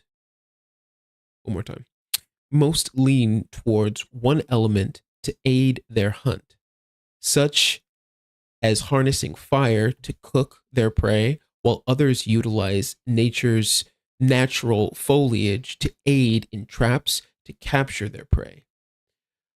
While their newfound elements, Rangers have become the hunters of the dimensional planes, harnessing from the elemental planes themselves. Wild. Absolutely wild. I'm torn. I like both of them. Honestly, I'm kind of leaning toward the Elemental Strider. It had a cadence. It had the succinctness that I like, but there's some intriguing aspects of this lore. You know, one harnessing them to hunt versus the other harnessing to take control over the terrain. Like, I really like the idea of this feels very the Conclave of the Quivered Elements. I feel like that one feels very tuned into the community. It feels like it's a part of whatever society that it came out of, right? Like this particular conclave that runs around, like it feels like it's very much a part of their daily lives. But I do love the elementals. I love the fact that it's got like a very diversity in like the types of elements that they're using and how you can go about doing that. But again, the Quivered Elements does that too. So it's very interesting. I'm curious about their implementation. The one thing I will say is that this one specifically said that most lean towards one element. So it makes me feel like you're going to specialize. I'm going to specialize. I'm only going to have one, which is not necessarily a bad thing depending on how you go about it. But I do like the idea of the other one of just being able to go from one to the other, kind of like Avatar style. So yeah. Also, fun fact, I completely got this wrong. It is the channel points. It is XP that you were voting for, not the high points. Yes. Okay. Because those are the currency that are the bots. Like I have a bot that does that currency. Gotcha. The prediction is your channel points. So these are the things that you get for interacting with us here. You know, like if you want to do the hats thing. Those are the points. That's the XP that you're voting for. So with just the descriptions alone, Elemental Strider has a vote of 10, and Conclave has a vote of 1,010. So that's like that's how much of people bet. So there's been more people betting on Conclave right now. Okay, so the question is it the highest amount bet for that thing? Well, it just, if you bet 1,000 and Conclave wins, if you bet on Conclave and it wins, you're going to get your payout. But the question is, does that mean that that whichever one has the higher amount is the winner? No, we have to tell it who the winner is. This is betting. Oh, okay. This is them betting. That's just the bank. Yeah. So far there's been more bets placed on Conclave. Gotcha. The bet right now is on Conclave. So yeah, that's the in bigger there. Bet. Okay. Go ahead and vote if you wish. Make your predictions. I can't because I have an unlimited high points, so it's kind of unfair for me to make any prediction. Fair. But if you have XP, well, not high points, but if you have XP, I have unlimited. But if you have XP, you can waste it if you want to vote. It's anybody who has XP is allowed to do the prediction. Because remember, we haven't even started yet. But moving on. All right, so that's our description. Here's our images, everybody. I will scroll down so we can see each of our images. I like this. So those are our two images that were given to us. Now, here's the funny part. So these were given to us, right? By the authors themselves. Hey, you are okay. You're going to avoid voting from the charisma score bias. I mean, that's fair. That's fair. If you know where your bias is, at least that's fair. But I do love the fact that this is what they gave us. Now, I did not see these until just now. I did not look at, right before stream. I had to look at them before stream to make sure that I could match them up. But I did not look at these while I was making everything. So the fact that this is how the Elemental Strider, the Elemental Strider and the Conclave look. If you look at it, the fire is almost flowing into the other fire too, right? Like if you look at it on stream, it's right there. But I do love that when I was working with Dolly to create the thumbnail, the fact that they kind of match was beautiful, right? The fact that they both just kind of fit the build is so lovely. I thought that was going to be cool. Anyway, beautiful. So moving on to ability number 1. So, this one's going to be a little bit of a chunkier one, but that's okay. Doesn't mean it's more strong. So with the Elemental Strider, we are going to go with, at 3rd level, our Elemental Strider gets Elemental Infusion. You learn to channel elemental energy through your weapon attacks. You have a number of uses equal to your wisdom modifier, minimum of 1. At 15th level, you add half your proficiency bonus rounded down. You regain all expended uses when you finish a long rest. So it's up until your wisdom modifier until level 15, which then you can add half of your proficiency bonus to your wisdom modifier to get the uses. That's how many uses you get.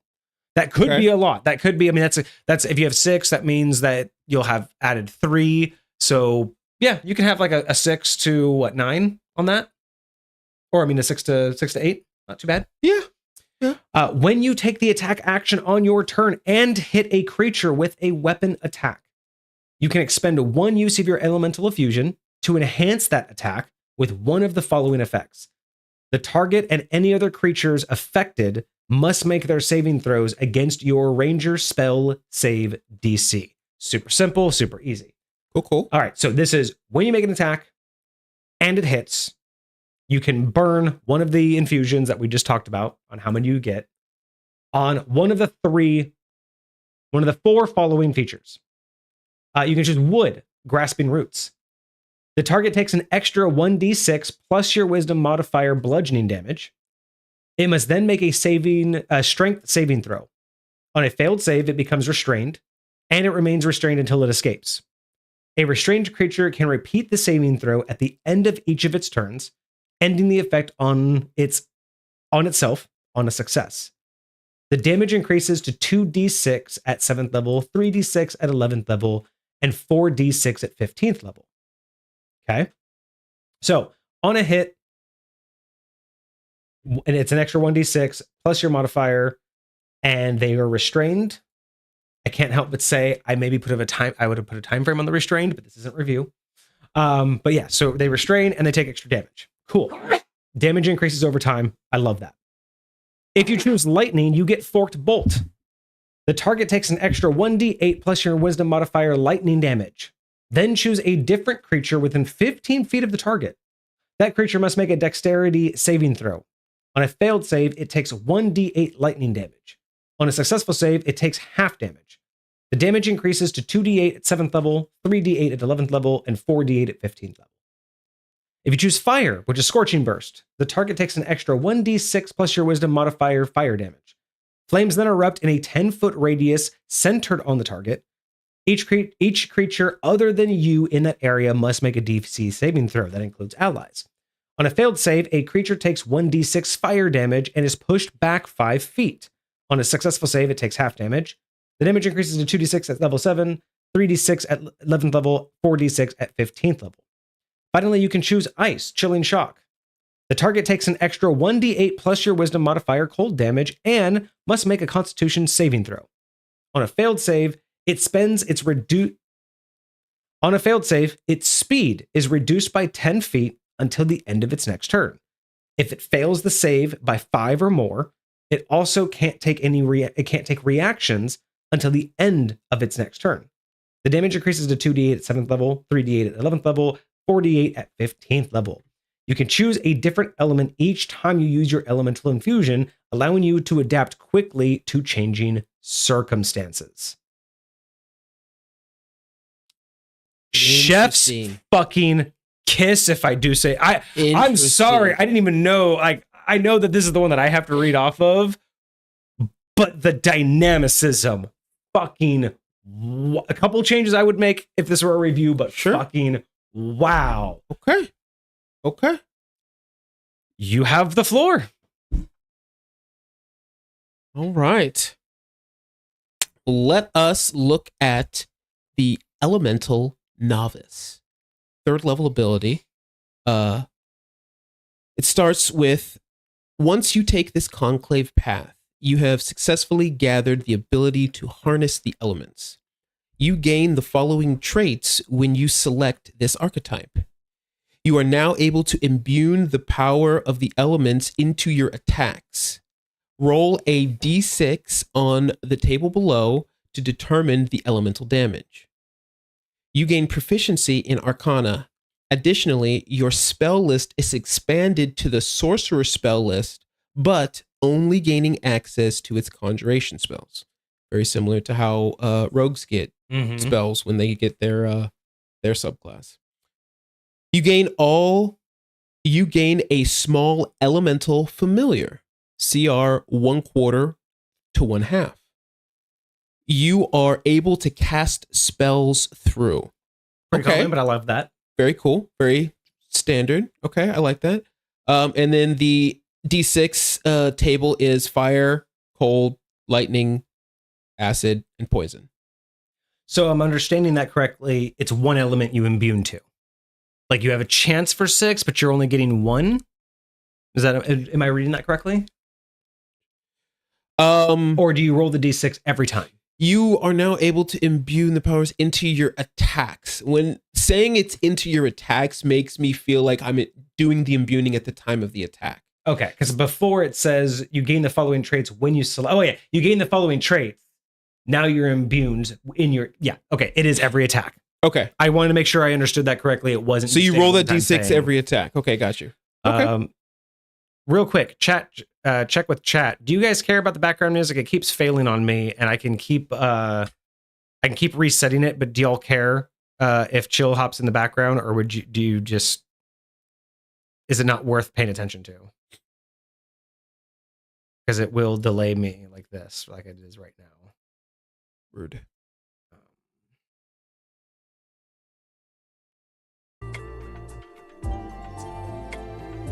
Don't care? Okay. It's honestly not worth trying to bother with right now. It's having too many issues, and I don't want to deal with what channel is not going to be loud enough. Okay, cool. Rude.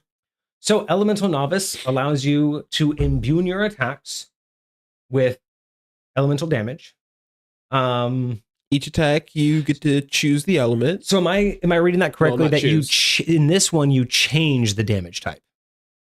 Am I understanding that correctly? Your imbuing of the elements on your attack, you change the attack's damage to the element. You don't add it. Yes. Okay. Yes. So in that particular one, in your case for the Conclave, you are changing damage type. In the Elemental Strider, you are gaining additional abilities plus damage. Additional damage. So that's a little bit of a difference. You are getting a little bit of a different damage and elemental types, but you on the Elemental Novice, you are getting a familiar. Yes. So that is more that has a lot more benefits than just pure damage. So that's huge. It also changes the distance at your spells because it can be cast through it. Yes. Especially touch range spells. And you're getting an expanded spell list. So you're going to be more versatile in the general sense. So far, pretty good. So far, I'm liking it. Take it easy, Hoylepa. Thank you so much for showing up. And right now, did the vote finish? Did the prediction finish? No, it shouldn't have. Oh yeah, it's all gone. I was totally gonna put mine in. Okay. Let me look at where we are with the prediction so far. Oh no, we are not done with the prediction just yet, are we? Oh, we are. Time frame has ended. Oh, so 70% versus 23%. Conclave is currently winning. We will see. Okay, who wins at the end. I will have to update that at the very end. All right. So that was ability number 1. Let's move on. Actually, I need to step out real quick to go check on the cats and then make sure they're not like destroying the house for food. And then we'll move on to the next ability. All right. Sounds like a plan. Oh, this is good. This is giving me a little bit of time to digest what I have heard thus far. So, and we have the Conclave and we have the Strider.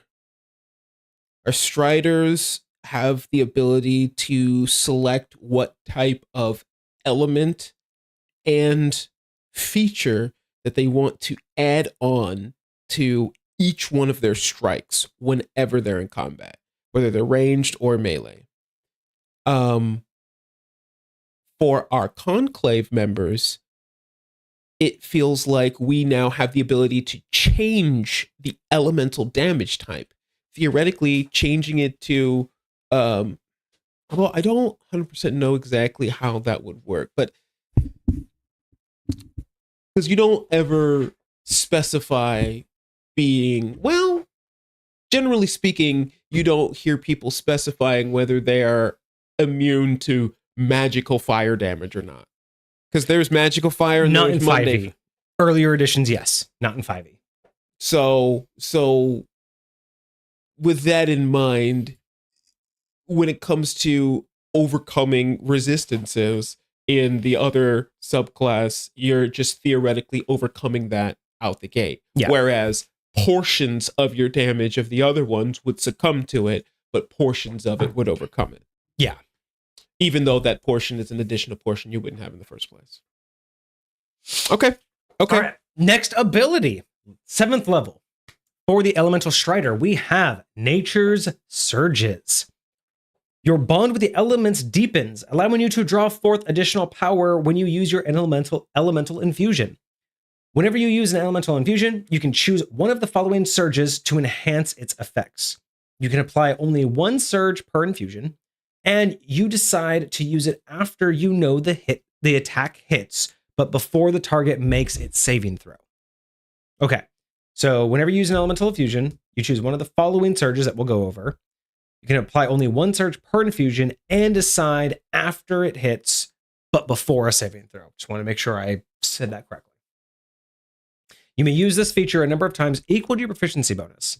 You regain all uses on a short or long rest. Wood Surge. If the target fails its saving throw to resist the grasping roots, It takes additional bludgeoning damage equal to half your ranger level rounded down at the start of its next turn as the roots squeeze the creature more until it's freed. Okay. Lightning Surge. When you use your lightning infusion, you can target up to 2 different creatures with the secondary bolt instead of 1.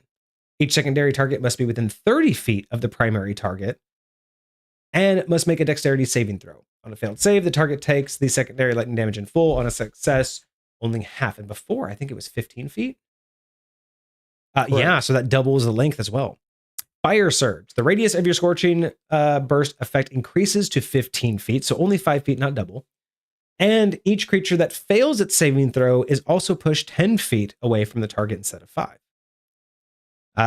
Ice Surge. If the target fails its Constitution saving throw against the chilling shock, it is also partially slowed, having its speed reduced by half until the end of its next turn. While slowed in this way, it can't take bonus actions, and it can't make more than 1 attack when it takes the attack action. So multi-attack is off. It already can't do its reactions, and now it can do bonus actions. Okay. All of those are basically just enhancements of what we got before. I love it. I will say it was a little bit deceiving when I initially read it because it made me feel like I was going to be able to choose which one of these that I did to each of them. And I was like, that was to stack? No. Like, I thought I was going to be able to use Wood Surge on my fire imbuement. That's what I mean. Like you were able to like mix and match. Yeah. Like I totally thought I was going to be able to do that, but these only specifically affect the ones that they're from. So, yeah, interesting. Okay. But nothing new. Just all enhancements. Yes, I'm not upset with that. Okay. All right, you have the floor. All right. Apprentice of the Elements, level 7. Having trained in the skill of harnessing the elements, you gain further elemental potency in your attacks. Elemental Barrage. You call down a storm of arrows dealing different forms of elemental damages. You can use this ability a number of times equal to your proficiency modifier per day. You regain all charges after a long rest. Area of effect is a 20-foot radius, and they are going to be dexterity saving throws. And then the damage is going to be 10, which is 3d6 piercing damage, plus 21, 66, all of the elements. I'm assuming that's what that means, all elemental. Yes, all elemental. Now, I'm curious if it is... Oh, no. It says it in the next line. Okay. Additionally, you no longer have to roll for elemental damage type. You gain the ability to choose your damage type. You can now use a bonus action to change damage. Okay. Interesting. Okay. So that's cool. That sounds dope as fuck. So now it's almost like I'm elementally like charging my weapons. I wonder if that means if like any creature hit in that radius, like as a DM, would you say that if I hit like 5 creatures in that target radius, do I get to choose which target gets what damage, right? Because if I hit them all in the barrage, do I get to be like, that target takes fire, that target takes lightning, that target takes ice? Or do they all have to take the same? I think because it's a barrage, I would totally be okay with you get to choose per target. Each target you hit will take whatever damage you want it to take. That is how I read that, because it's a barrage, right? And it's all elemental, and you no longer roll. Now, it does say that you have to use a bonus action to change the damage type, so I don't know if it's implied that the damage needs to be the same. But it does specifically say that the damage is all elemental. So that's one thing. The way I look at it is like, yeah. Like, and so that's why I'm like, the more enemies you hit, the more you can change. I don't think it takes one of each type. I don't think it's a 66 as it. I mean, unless that's it. Maybe that was the point. The 66. What if it's a D6 for each? For each type. If that's the case, that's a way different and way more math you're asking for, but still a dope ability. If it's literally a D6 for each damage type, that actually sounds cool. It does sound cool. It is interesting when it comes to math. Imagine they're like resistant to one, immune to the other. It kind of sucks, like... but I'm okay with it. I'm still like literally a different D6 for each element. I'm okay with that. Yes, please clarify if you can, because I read that as it's the 3d6 for the arrows damage and 66 is 1d6 for each of the elements you could have done. Okay. But I wouldn't be mad if you could just choose which enemy took what damage. I wouldn't be mad at that either. Now, correct me if I'm wrong. Does it say a range in here, like how far away from yourself you can cast this?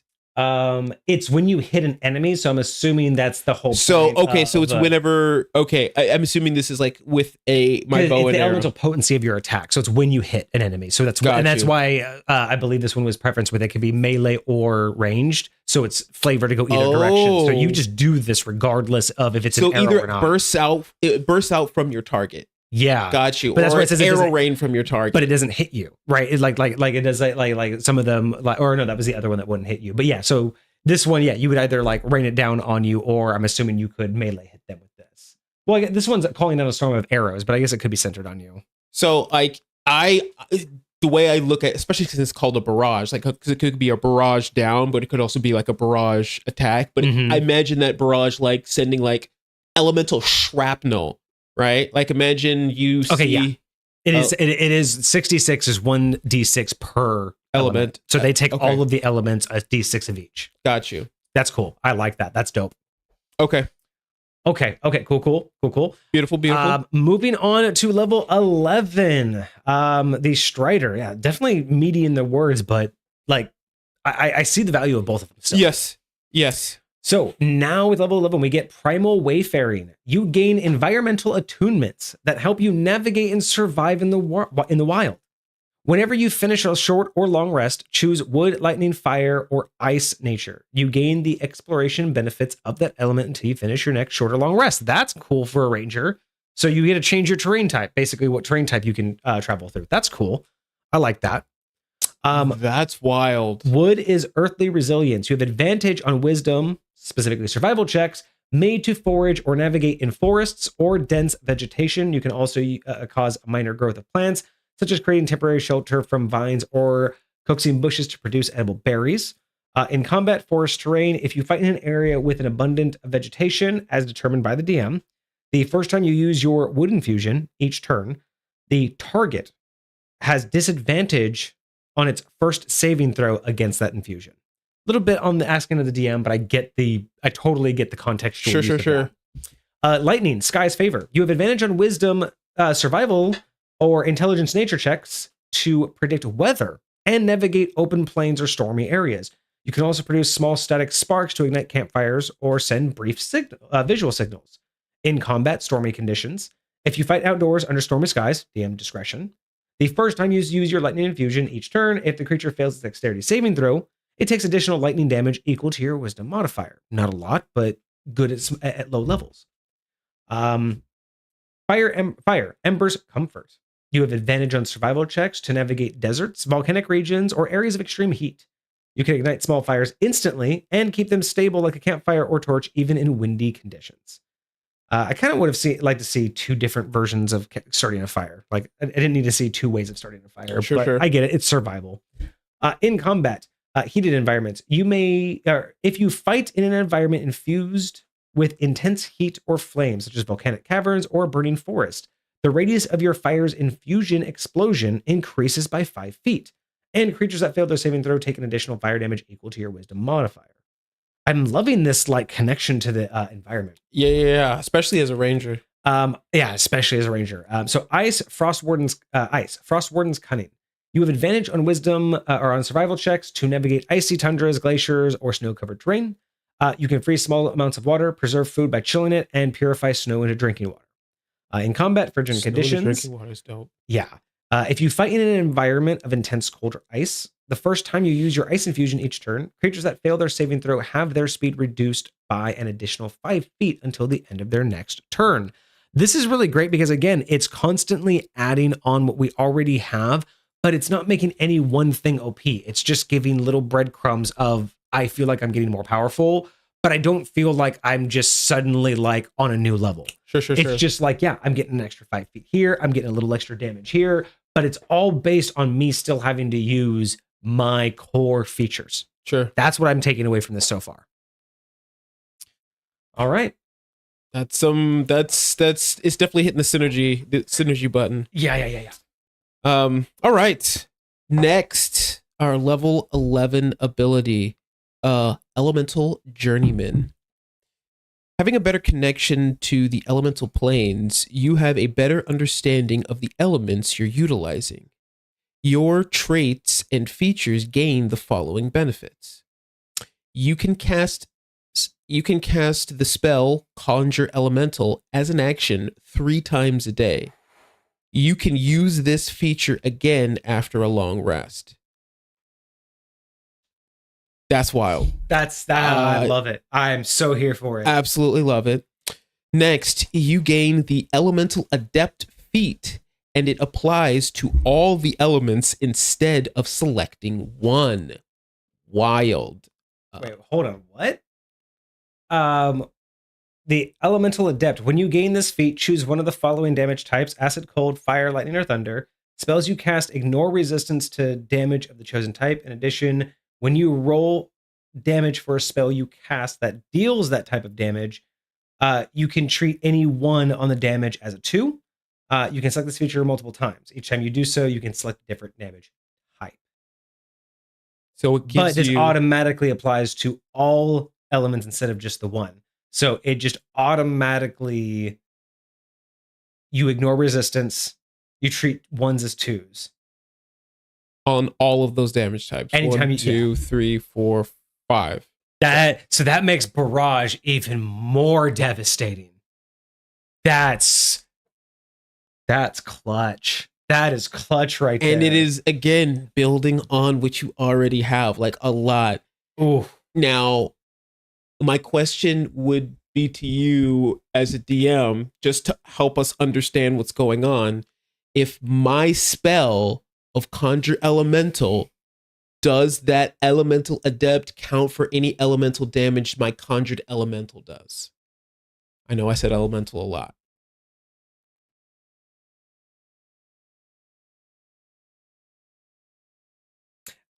No, because when you conjure the elemental, that's the spell you cast. Anything it does is not a spell you cast. It is the spell you cast, but its actions are not the spell you cast. The summoning it was the spell you cast. It's probably a just because conjuration spell. If it's a fire elemental and the thing has fire resistance, summoning a fire elemental does not create the fire, does not allow the fire elemental to overcome resistance. Okay. But any of your fire spells do. Just wanted to clarify. That's how because as the author, you can correct us, but that's how I read it. That would make sense. That would make sense. I would at follow that logic. At least as a DM, that's how I put that into the hierarchy. All right, and then did we get to the third one?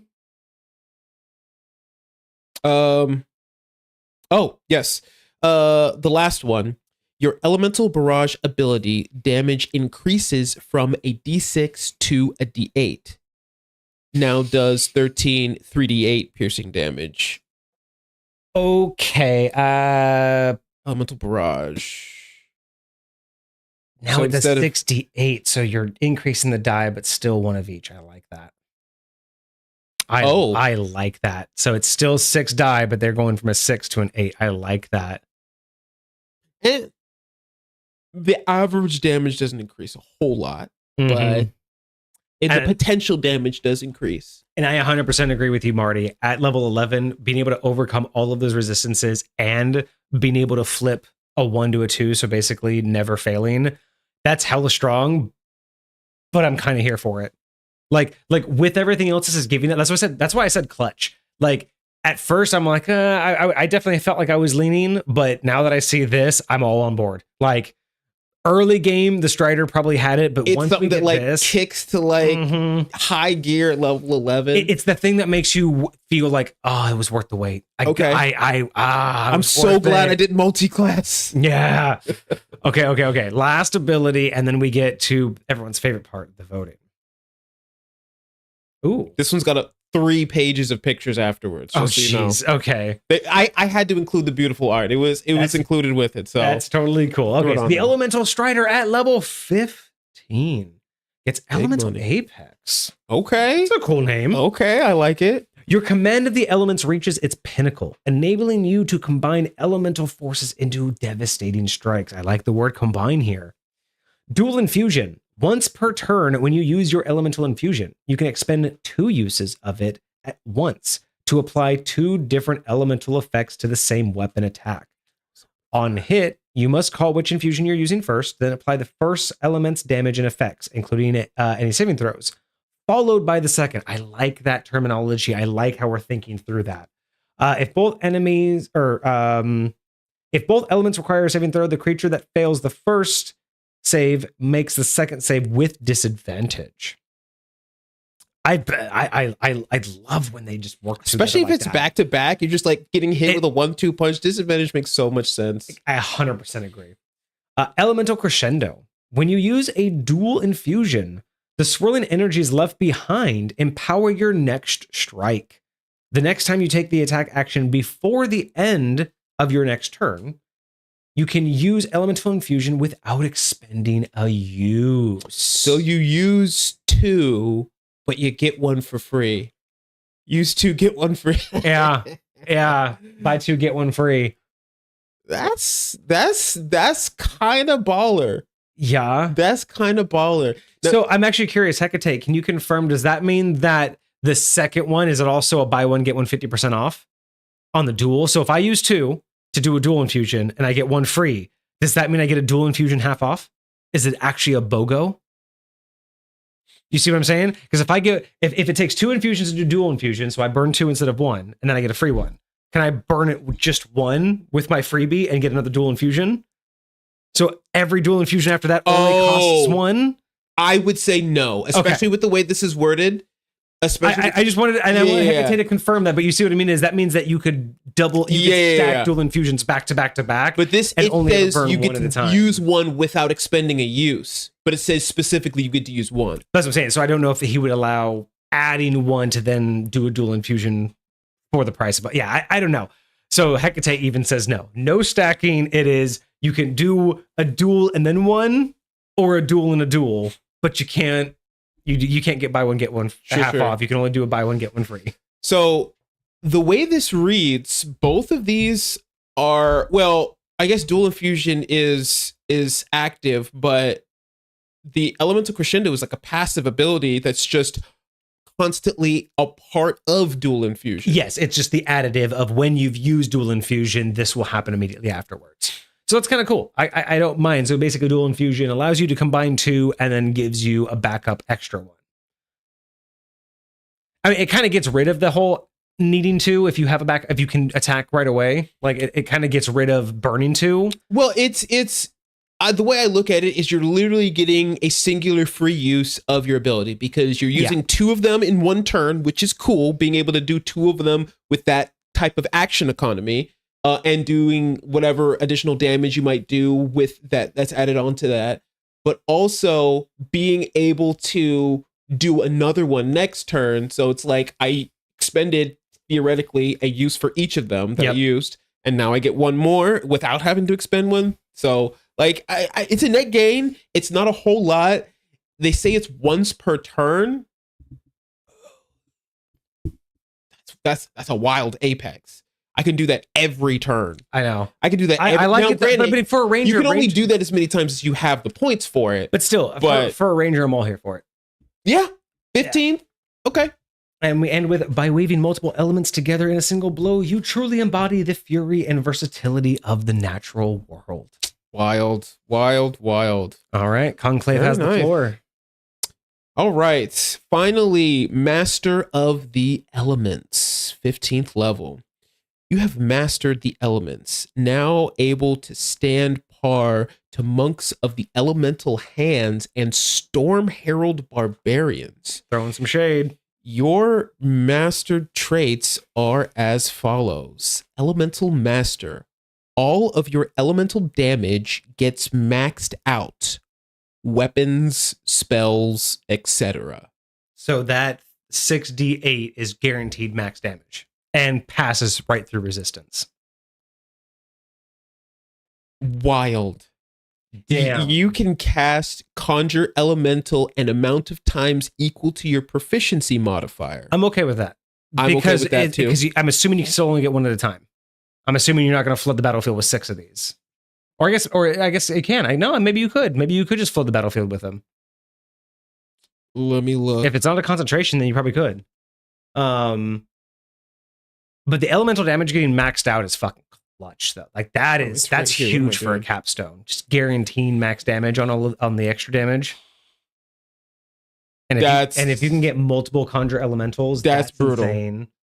I mean, I'm still on board. Conjure elemental, 5th level, concentration up to an hour. Okay, so you wouldn't get multiples, but you can, if they keep dying, you can just keep popping them up over and over and over. Yeah. So it basically means that you're never gonna get rid of it. And the last one? And lastly, elemental barrage damage changes to a D10 and now does 16 3d10 piercing damage and 6d because again all elemental damage is maxed out. So 10 points of each damage. 10 so it's points just, of damage to each. It is technically a D10, but because it's guaranteed max, you're doing a 3d10 piercing damage plus 10 of every elemental damage. Wow. And goes through all of those resistances. Woo. Yeah, fireball at max damage is fucking scary. I mean, that's crazy talk. That's crazy talk for a capstone, but it's crazy talk I'm here for. Wild. All right. Wild. I'm going to let you talk chat. I have to go to the restroom again before we continue because we are about to get into the voting rounds. Ooh. Now that we've gone through all of this, now we actually get to go into the fun rounds. This was just all of the information. So I will let you take control over here if you need to. Chat, I'm going to step away for just a few minutes. Ask Kage any questions that you have. If you want to see anything, he can scroll to them and let you reread them if you didn't pick them up in the Discord. But have a few minutes and then we will get into our first round of voting. Soul is not voting because they're still shaking too much. Soul, I love that you are enjoying this so much. Like I said, this was like my biggest production ever, but I am so excited. This is absolutely wonderful. I love all of this, and I can't wait for the voting. So if anybody wants you to scroll to anything, they both have to stay full screen. Stay on the screen that way. So just one's on one, one's on the other. No, they're both on this screen. So you have to you have to go and change windows. Click on. Got you. Click on the thing and just change windows over here. But yeah, let Kage know if you need to move. I'll be back in just a few minutes and then we will get to the voting round. This is a small intermission, everybody. Cool. How did everybody enjoy this first half before the intermission? Hopefully everything went smoothly. No crazy tangents, couple of quick comments, but yeah. I think it definitely went well. I think you guys both did absolutely phenomenal jobs. I am terrified to face either of these builds. It is going to be so wild, but so cool. I'm very excited to see what you guys think about it. And I'm very excited to analyze these things through the lens of each category too, because I think they all have so much good stuff. Like I could not tell you how much of what both of you guys presented I want to use now. It's so cool. Like you both get my inspiration point for real. See, I really wish I had this quicker, easily access because I want to shout somebody out right now. I was doing like I said a little bit earlier before stream, I finally did my my own pop-up stream. I did my own stream yesterday. And when I did that, I was going over this tool that I found to use in Obsidian, and it was one that I found that this guy on TikTok created, and oh my goodness, this man is a beautiful genius. I love all of the things that he's done, and it is absolutely phenomenal. So I'm excited to put it together and hopefully be able to adapt it to a lot of the Misfit Gamer Studio stuff that we're going to be doing. So it'll be fire. It'll be dope. Hello, Kaleo. Welcome to the stream. Hi. Hi. He's like, all right, I'm out of here.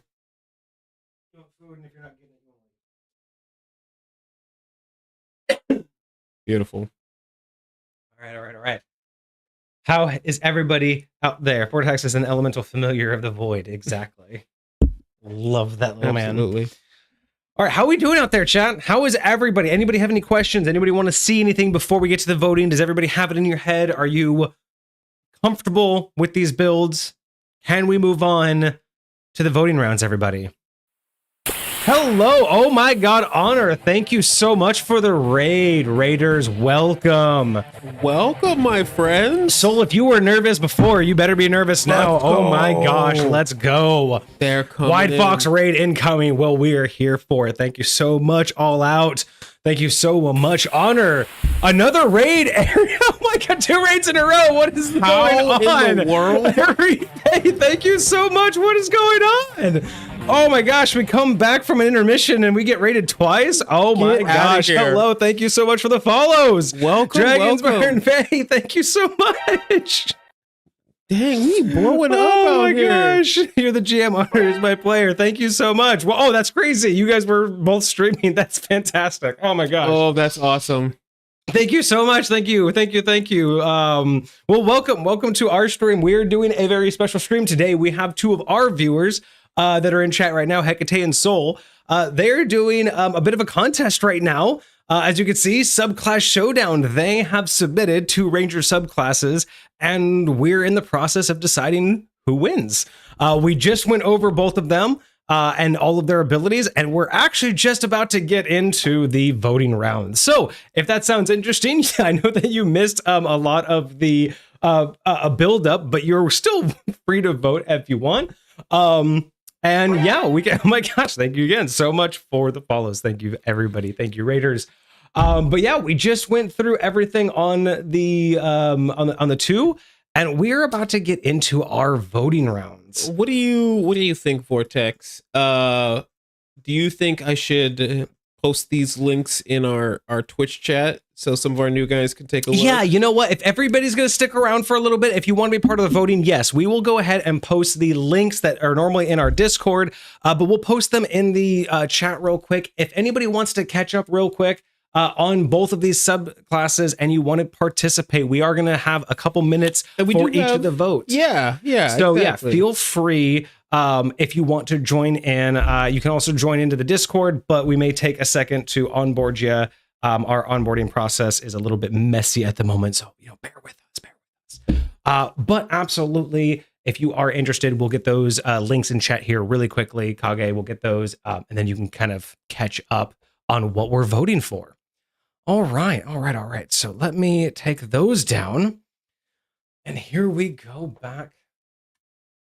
back to normal, back to everything. Let's kind of look at some of these bullet points that I had listed here. So from the Elemental Strider submitted by Hecate, remember that this is a 5e14 build. So these are using the 2014 rule sets. From Hecate, we've seen a tactical adaptable striker with a wide elemental utility. We've seen them use wood, fire, ice, and lightning abilities. And Yes. every time they level up, those abilities get more honed. We've also seen terrain and environmental interactions. So we've seen that they really hone on changing an environment. Yes. And we have seen that it's less raw damage. I mean, more damage than perhaps the Conclave, but it's much more about the actual status control and gaining that advantage with the elements. Yes. It reminds me of a certain monk subclass. I forget what it's called, but they get to do certain things whenever they do their flurry of blows. And it kind of definitely gives me those kind of vibes where it's like, hey, I can use each one of these attacks in different, unique, and special ways. And I got that wrong. Actually, they're both from 2024. For some reason, I thought they were both. I thought one, unless I got them mixed up. Maybe the Conclave's the 2014, but I could have sworn they were one was each. But maybe I got that wrong. Not like it really truly matters. I mean, we're going to be looking at how they really match up. Have Soul with the Conclave of the Quivered Elements. This one we've seen as the Elemental Blaster Archer. This is the one that just kind of shotgun effects, right? Yes. We got huge AoE scaling.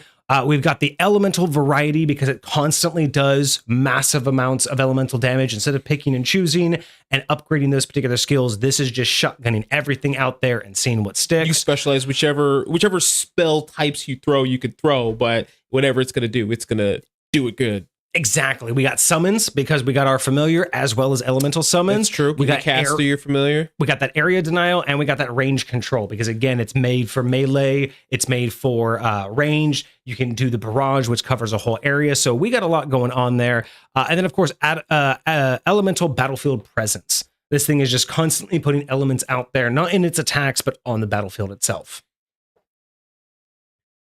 All right, so both are the 2024 builds. Keep that in mind. All of this is for 2024. Okay. Perfect.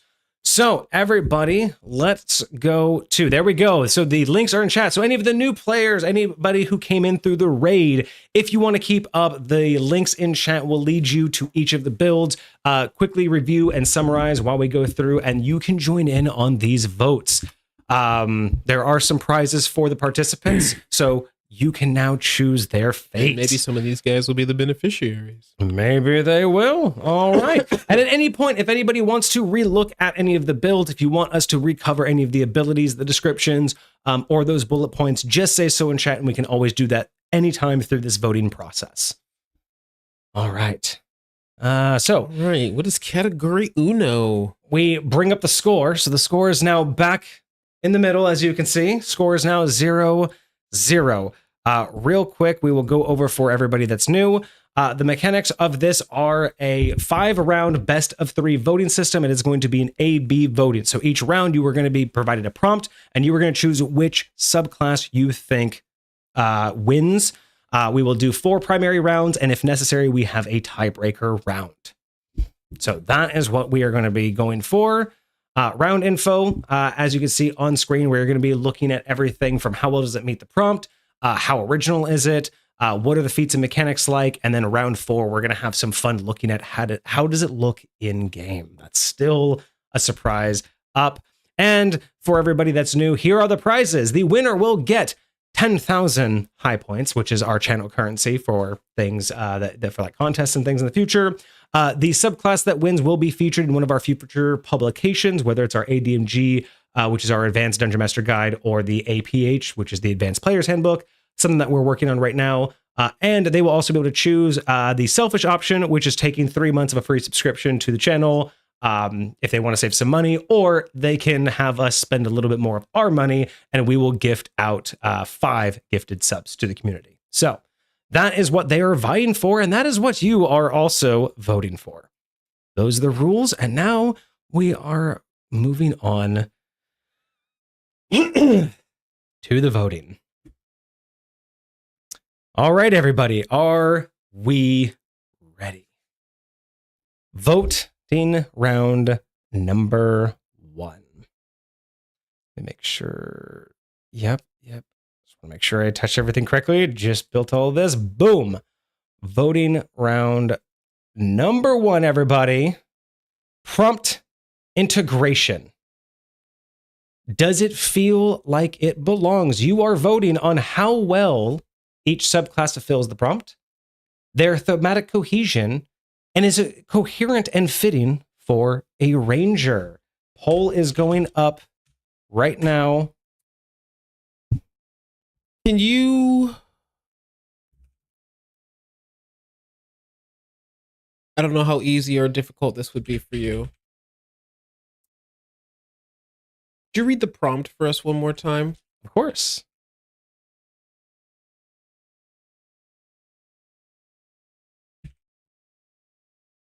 All right, so 1 vote for everybody, no additional votes. This is going to go for 10 minutes, so everyone has a chance to ask questions. The poll has started. So we are going to go back. Here is the prompt. The theme we chose was a ranger subclass that embraces the elements and uses it to their fullest potential. This challenge was to take an idea and see how each of us would make a subclass with it. An analysis of these subclasses and how they compare, and a choice on which you would prefer to play with and which fits the theme. So again, this is considering the prompt is taking Fits a the ranger theme, subclass. I'm assuming best. This is purely based on everyone's individual choice. But the question is not just which fits the theme, because theoretically two things can be true. They could both fit. They both can, but in your opinion, which fits the theme best? In terms of does it fit the prompt, making an elemental ranger fully embodying everything? I have my vote, so I'm going to. Are you just putting the name of the subclass for your vote? I'm putting both. Okay. So I have mine typed in. Chat. We will watch for any questions unless the poll fully fills up. But once the poll runs out or everyone's voted, we will post ours and then we will score it. All right. Let me know when there's 1 minute. Give me a 1 minute warning if you could. So question from chat. So are we basing it off of what we think fits the theme thematically and mechanically? Yes, this is 100% what you have just heard from each of these subclasses. Which do you personally feel fits these questions in terms of the prompt and how you feel it belongs with that prompt? Is this an elemental ranger as you see it?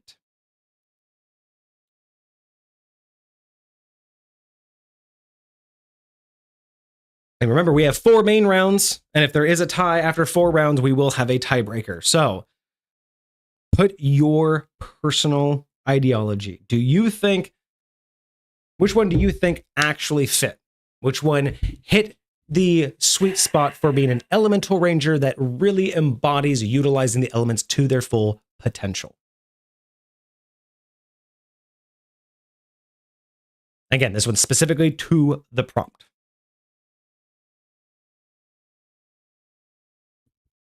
Votes are coming in. Votes are coming in. We have 3 votes so far, plus you and me. We'll see if there's any more votes. We got a few more minutes. Maybe 10 minutes is a little bit too long. Maybe from here on out, we'll only do 5 minutes. Maybe we don't need to wait a whole 10 minutes. We don't got that many people in chat.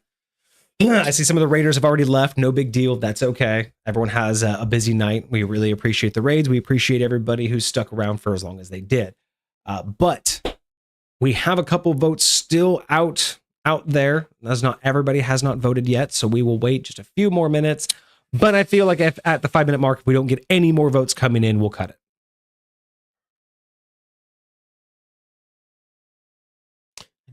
I'm picturing these things right now. These entities. These. Like I know of how strong of a feeling I have in terms of like the generalized prompt and what I imagine. Again, this is purely opinion. So what I imagine in terms of relating to an elemental ranger, I kind of know where I would go, what direction I would go with. What is? Hold on. All right, we still have only 3 votes in chat, so we probably won't wait the whole 10 minutes before we move on. So if anybody out there is still thinking about it, let us know. We can get more time, but we may give us a shout out in chat to let us know you're still thinking. Yeah. If you needed to see anything, let us know. Otherwise, we will cut this here at the 5 minute mark and make a new poll.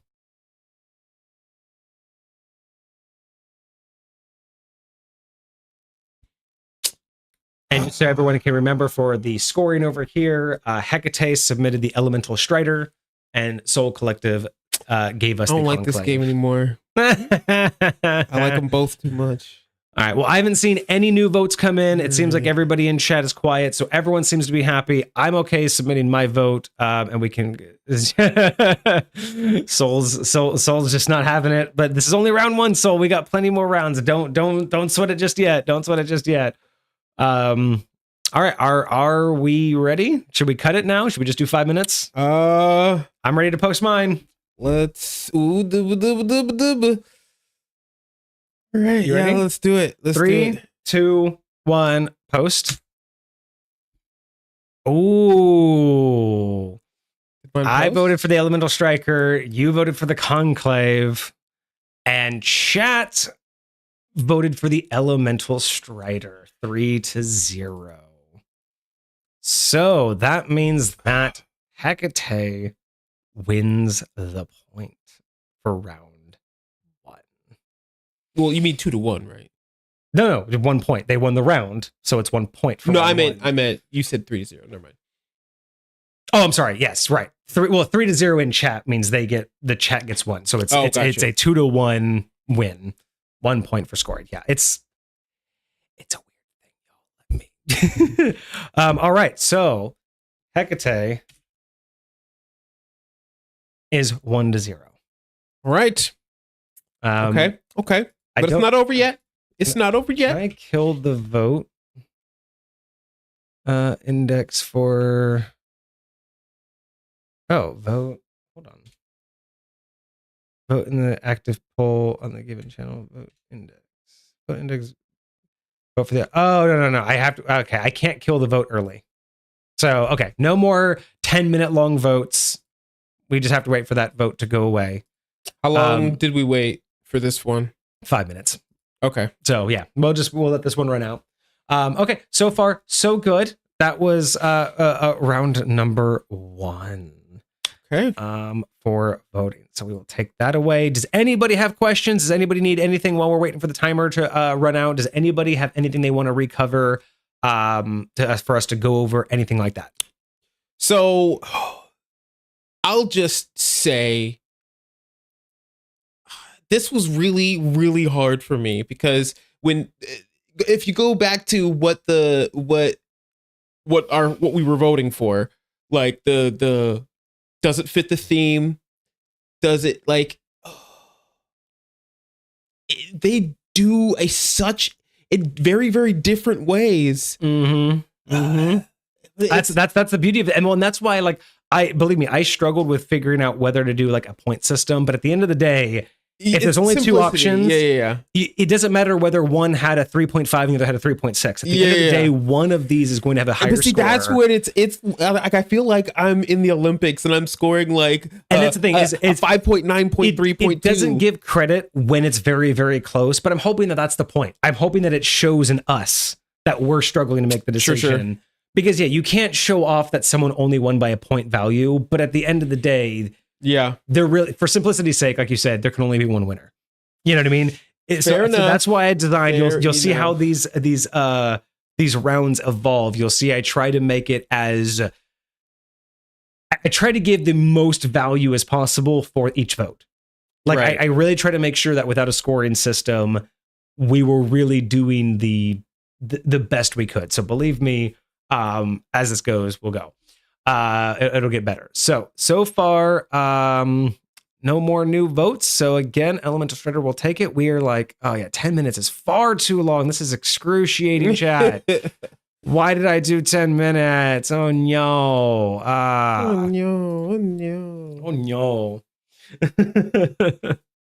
But I also, and that's the thing. That's why I didn't want us to be part of the chat poll, because we would just be, sure. 2 in the mix versus us being, 2, and then chat being a potential swing vote, right? No, I like that though.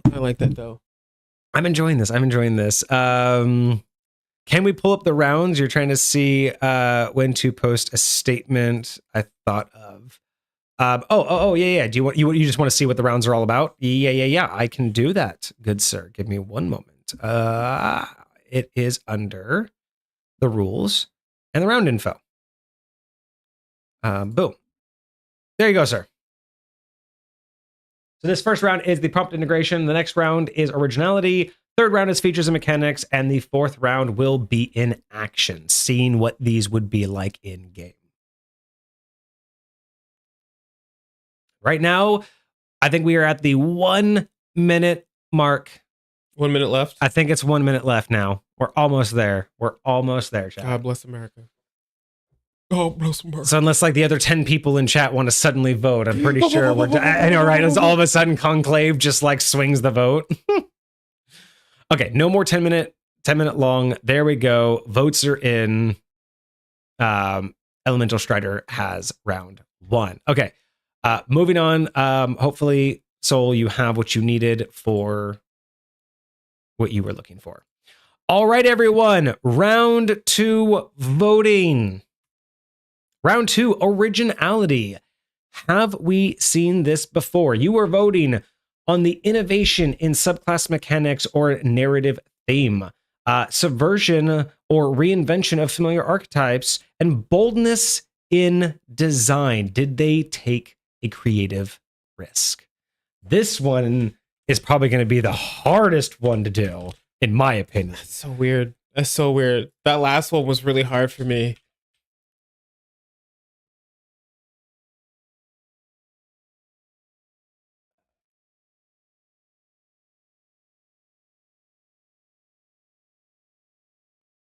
Ooh, should I have done that? Yeah, I'm gonna wait. All right, everybody. 5 minutes. 5 minutes. Poll starts now. Love to see these classes fused into one subclass with the elemental lists and enhancements and Hecate's infusions and terrain benefits. Oh, yeah. Can you imagine just both of these on the same team? Like, benefiting from each other? Dude. That'd be absolutely wild. All right, chat. Poll is up. Who is more original? And that's the thing, right? Like, you have Elemental Strider, which has these great ranged weapons, extra damage, and they each do like a little bit of an elemental, like a buff. Like the wood, it grasps them. Lightning hits an other person. Fire does an explosion. And then ice can slow them down, right? So you get these extra added effects from all of these ranged attacks. But then you have the Elemental Conclave, which is really all about changing it up, deciding that your damage is going to be different. You are doing just massive amounts of elemental damage, piercing right through those resistances. And you're able to dominate the battlefield with your familiar, with your elemental summoning. It's all about battlefield control and damage output, whereas the other one is much more about like tactical insertion of your abilities. So that's like that's where I'm trying to decide is which feels more original. I'm here to fuck up your day in the battlefield and take control, or I'm going to pinpoint my abilities. But the thing about the pinpointing of the abilities is like, I don't know if that's standard for D&D, and especially for a ranger, it is pretty on the nose. Whereas Originality, a big, bold ranger just destroying the battlefield is kind of new. So that's where I'm stuck. So I'm stuck on in terms of that. My mindset immediately takes me to when I see what's presented in front of me, when I see what each one of these subclasses contains.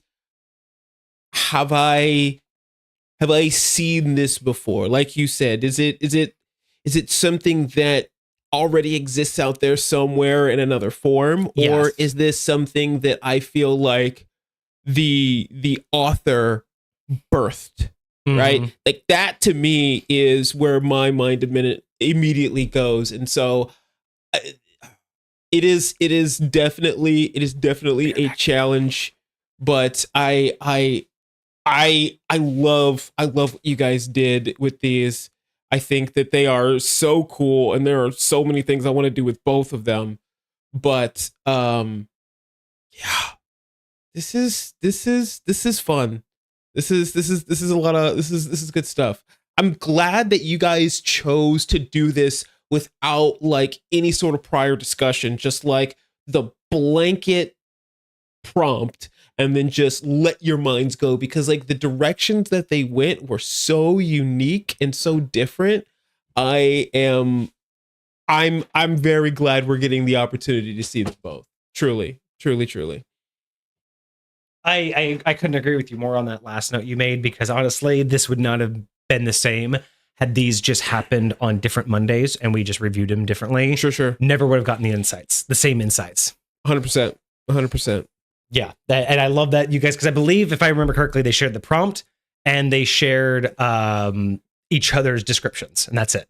That's all they knew of each other. That first snippet description? That's, as far as I understand from what I was told, that's all they knew of each other was the prompt, and they shared each other's descriptions to make sure that they were like understanding of the that they were both on the same page, and then everything else was, as far as I understand, they don't know. This is the first time they're seeing it, so I love this. This is so much fun. I'm loving this. Like, awesome. I really hope that this concept really like takes off. I can't wait to edit this episode. I can't wait to get the real version. Like, man, this looks so clean. I love this.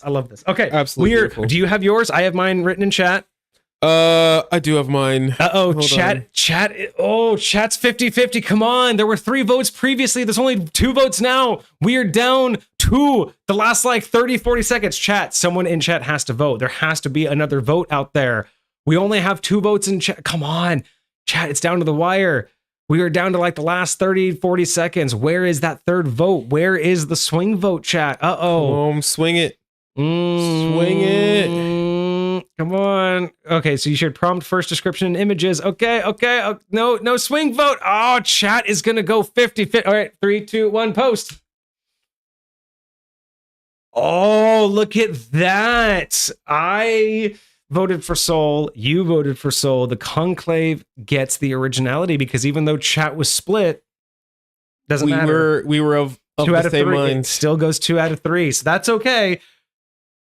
Even though chat was split, if we were split, that would have been, I don't know what we were going to do. Hopefully that doesn't happen again. Chat, you need to start voting more. All right. Well, who would have thought? Let me update. Wow. Who would have thought a neck and neck battle from the get-go? Dude, I'm telling you. Wow. They're so good. They're so good. This is insane. I did not expect. Oh my God, this is insane. Okay. All right, chat, I expect more from you. I expect to get to that 5th round. All right. Are we ready? Are we ready for round 3, everybody? I'm ready for round 3. Round number 3. Features and mechanics. Does it work as a subclass? Before it was, did it fit the prompt? Then we were looking at originality, but now we are looking for the analysis of a balancing across the levels. 3rd, 7th, 11th, 15th. We're analyzing the action economy and party synergy. How does this look like? What does this look like for a party? What does this look like in a campaign? What does this look like in terms of going from one level to the next? Not just matching the prompt, but now we're talking about the synergy from first to 20th. And can you imagine a clear use case or flexible application of these abilities, or do you feel it's very situational, right? We've talked about this before with our reviews. This is the round 3 analysis of the mechanics. Is it balanced? Does it make sense across all of the levels, from the first to the last? Is the action economy, is the party synergy all of there? And is there a clear use case? Do you see the flexibility, or are you only looking at this like I only know one reason this would exist? That's your analysis, everybody. Poll is going up here in just a moment. I'm mad that I can only choose one because they're so close. They're so close. It's like it doesn't seem right. It doesn't seem right. I absolutely agree, but this is why I chose these questions. I hope you guys are thrilled about these questions because I am. I think these questions really nailed down exactly what we want to see from these. All right, poll is up. Poll is up. Features and mechanics. Go. I'm torn on this one. I'm really, really torn on this one.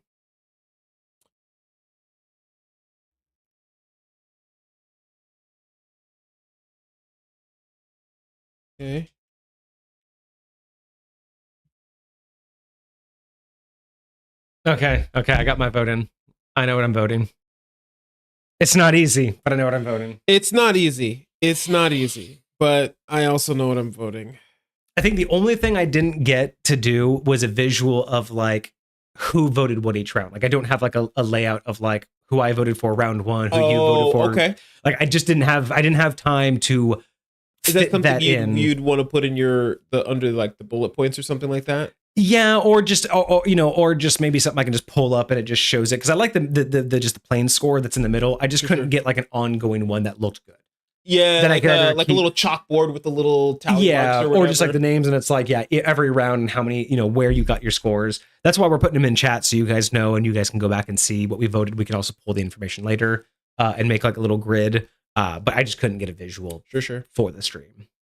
All right, chat. We got 13 people in chat. I would love to see at least 3 votes. We got 3 votes on the first question. We only got 2 votes on the second question. I want to know where that third vote went. Come on. We got. This is only round 3. We got potentially 2 more rounds. I am so excited about this. I really want to see where this goes, but we really, really want that chat inspiration. Where are we at? We are not quite halfway. We have 2 votes. Anybody else out there? Can we get a third vote from chat? Can I get him in the line? Sorry. I mean, I figured there'd be more votes because I kind of half expected the authors to also vote, kind of like an honor system, like if they could honestly like vote for themselves or the person. But I totally get the hesitation, which is fine. Hey, no, that's totally fair. Like, I'm that type of person. I would not. I would just be like, I'm gonna see what happens. I don't want to influence it one way or another. Right. You know, because I'm like. And that's why it's one of those things, like you roll the dice, like let the fates decide. You know what I'm saying? Like, you know, RNGesus will decide whether you know, are. What I can understand too. I mean, this is a new thing. Not, you know, there might be some people who are just like, you know, tuning in just to listen. But yeah, really looking for. I was really hoping like a little bit more of a gatheration, but that's okay. You know what? It's about loving the process, not the result. Fair enough. And the more we have fun doing stuff like this, the more people are going to see this and go, that looks like a lot of fun. Because honestly, I'm wondering how this looks. If you log into Twitch and like are scrolling through, I kind of want to know how our thumbnail looks right now. Because this has got to look pretty dope. And even like, from the thumbnail, that Subclass Showdown logo, probably like just sitting there at the top, man. I feel like on the thumbnail, it's got to look good. So you know what I'm saying? Like, if people are browsing, I've got to imagine that this is a good chance. Crispy. And I really want to know, especially after the stream, let us know in Discord, let us know in chat, how you guys like the visuals. Is this the direction we should be headed, or should we just go back to the basic, you know, camera visuals for our podcast? Or do y'all like this kind of stuff? It was a little bit of work, but I wouldn't mind, you know, adding in some visuals every now and again. Hey, that would be cool. I eventually want to get like subletting subclasses and pop culture builds on here. On something like this? I would love, but it's just, it's a lot. It's hard to get proper, but I wouldn't mind having some sort of like on-screen representation that isn't the whiteboard. Interesting. I mean, all right, looks like we are down to probably the last minute, everybody. Last minute, get those votes in. Who in this round 3 has the best features and mechanics? Who is balanced? Who is the most balanced? Who has the best action economy, the best party synergy? Who has the best clear use cases and the most versatility? Who are you taking into that battle? Just especially for those abilities and how well they're able to be used. We are coming close. I'll send a view of the thumbnail in Discord for you to see. Thank you so much. I would appreciate that. We are coming down to the wire, probably the last 45 seconds. We will call it 45 seconds or so, maybe the last minute. I don't know. It's so hard to judge. It's a little purple bar. All right, definitely the last 30 seconds. We're down to the last 30 seconds. Everybody get those votes in if you haven't. I know that there are people in chat, but they just don't care because they're not voting. It's fine. Are you ready to post yours? I am ready. All right, 5, 4, 3, 2, 1. I vote for the Strider Hecate. You vote for the Strider Hecate. Chat votes for the Strider. Hecate wins the point for round 3. Are we going to have a tie? Are we going to have a tiebreaker? It's so upsetting because I wanted to choose Souls so badly. Like there's so much good with it. And like, I feel like it's specific. Never mind. Too far down the rabbit hole, but too far down. Are we okay? Okay, so are we ready, everybody? Are we ready for round 4? Because y'all don't even know what round 4 is gonna have. Are you? Oh, that's right. Are you all ready for round 4? A little in action something. So round 4 is not just any round. This is not a simple 1 or 2. Round 4 consists of 3 segments. Each individual segment will be voted upon, just as this will be. And then all 3 segments will be tallied up for the round 4 point. Okay. So round 4 is split into its own 3 rounds. I love it. I love it. It's 3 Inception. Exactly. So there are layers here, everybody, and I hope you are ready. So, as stated before, round 1, we will go back to the original rules just in case anybody didn't catch them the first time, just in case anybody wants a refresher. Round 1 was the prompt integration. Did it fit? Yep. Round 2 was originality. Yep. Round 1 was won by Hecate, the Strider. Round 2, originality, was won by Soul with the Conclave. Round 3, the features and abilities, was won by Hecate with the Strider.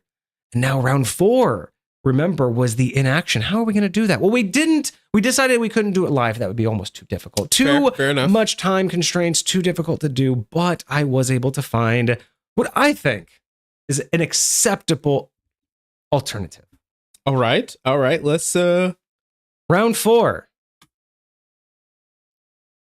An AI will run 3 distinct simulations or scenarios already done. Okay. For each, the AI has simulated both of the subclasses, narrated an outcome, and has assessed and cast its own vote for each of these scenarios on which it thinks. Interesting. But I thought that while that would be kind of cool to have an impartial vote, I thought that's not good enough. So, after each scenario, and we see what the AI would have chosen, we are going to hold a vote on whether we agree with the AI or not. Okay. 2 out of 3 votes in agreement will keep the vote. 2 out of 3 votes in disagreement will flip the vote. Okay.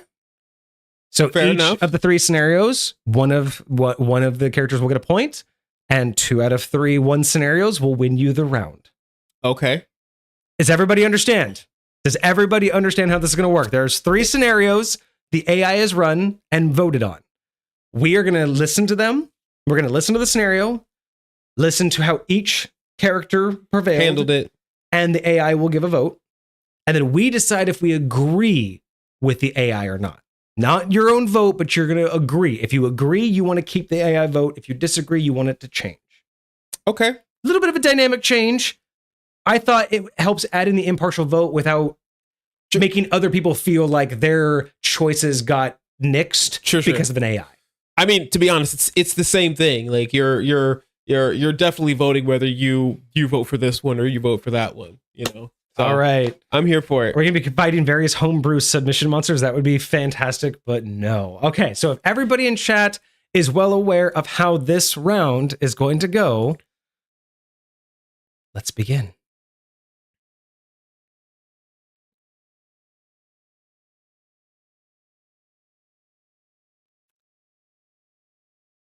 Let me remove the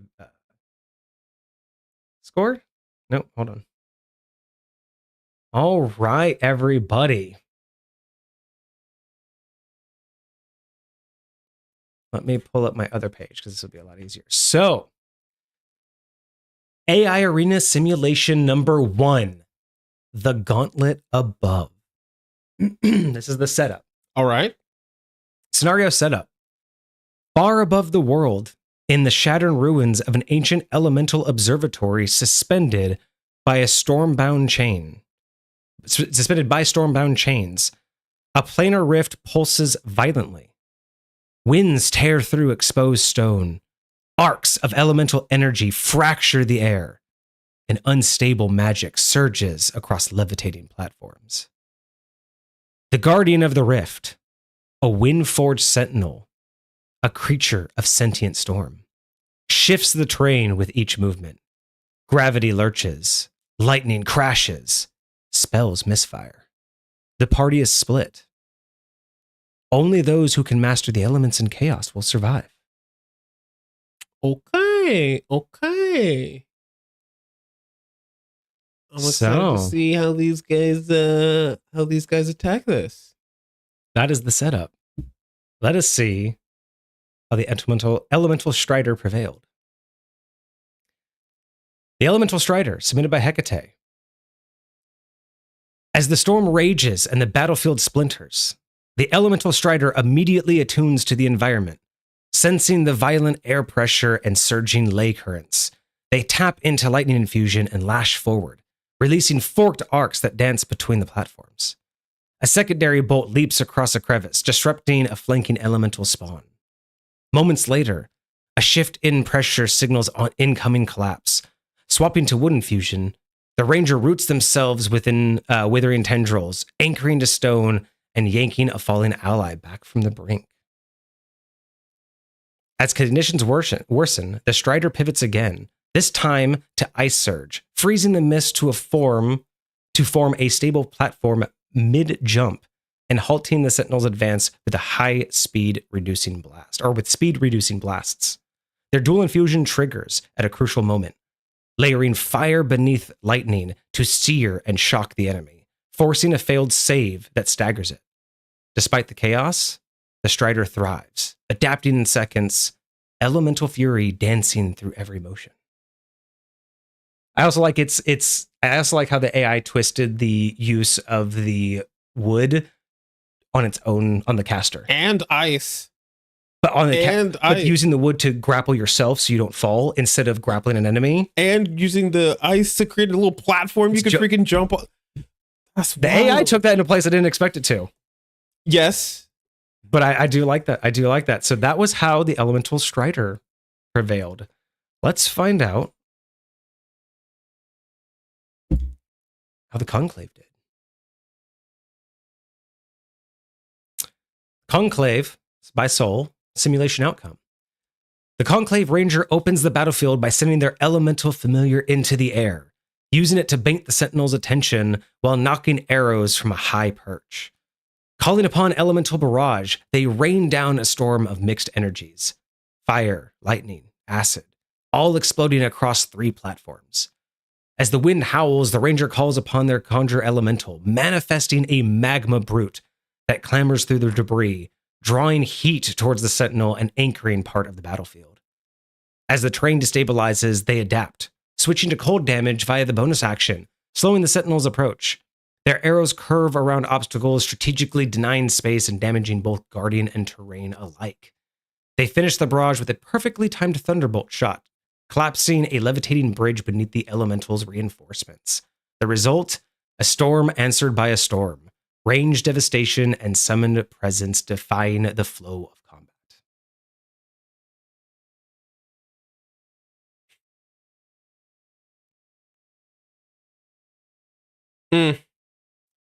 Out of curiosity, we are assuming that in these particular scenarios, they at the very least have their level 15 abilities.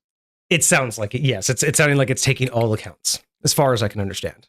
And again, it's summarizing a lot. These were ran through several simulations, and I had to summarize it. So it's more lofty than it is mechanical. But again, without being, I wanted to take away as much as I could from the randomness of dice rolls and the dramaticness of a player. Again, the charisma bias. You know what I mean? This is purely what the simulation thought of. So again, it's that unbiased third party that we can't be right now. You killed the Guardian with its own platform. Exactly. Just nope. All right. So let's see what AI thought about this. The Elemental Strider exhibited masterful adaptation and reactive control, leveraging terrain, status effects, and layered elemental combinations. The Conclave delivered devastating ranged pressure and effective battlefield control, leaning on raw power and summons. Both performed excellently, but the Strider's dynamic interplay with terrain and elements under pressure gave them the edge in this situation. The AI's vote is that the Elemental Strider wins this sim. So,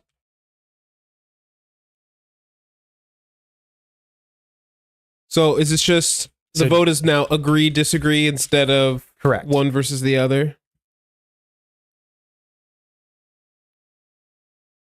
So basically, do you agree? Yes, Strider won. No, they didn't.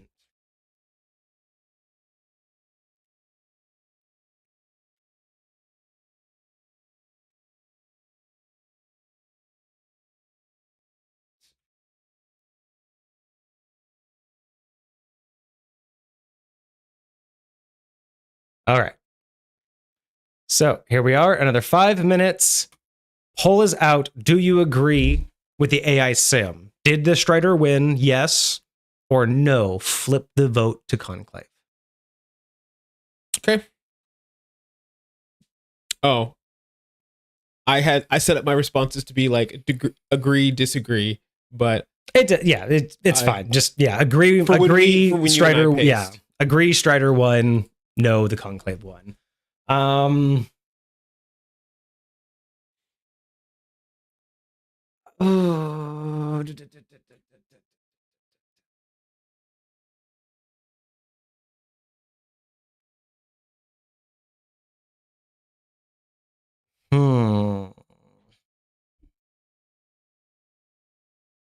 I don't know. This is close. Man, these are good. I kind of forgot, like, oh, I don't know. Chat, there are no votes? There are no votes yet? Come on, chat. Come on. I know people out there were listening. What's the vote, chat? Come on, we need at least one person in chat to vote. You know what I mean? Like we have to have a third of the vote. There we go. There we go. At least we got one vote in there. That's all that matters. Oh, we got 3 votes. There we go. There's the third vote. Finally, someone coming in with the third vote. I knew they were out there. I knew you were still out there. Appreciate you. All right, all right. Do you agree? Maybe we'll go with 3 minutes. I guess we don't have a big enough chat to justify 5 minutes, and no one's asking questions. No one's needing us to go over any information. It seems like everyone's pretty on top of this. So I think we're just going to drop it down to maybe a 2 or 3 minute vote. Okay, fair enough. Fair enough. Because I'm not needing that long. Like I don't mind talking about it, but I sometimes need that long.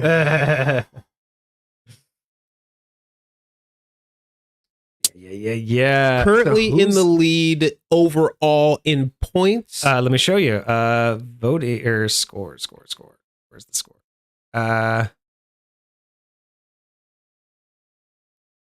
Wait. Oh, Hecate 2-1. But currently in this particular category, this is our first one, so there's no lead. All right. You want your outcome, Hecate? Of course. Oh,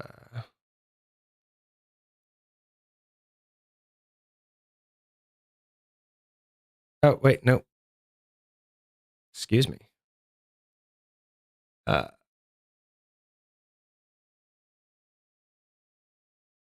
There is your simulation.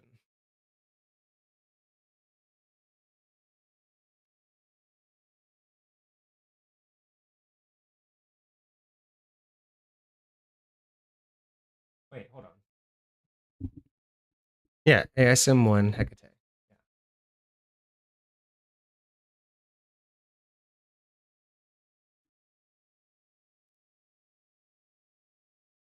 Wait a second.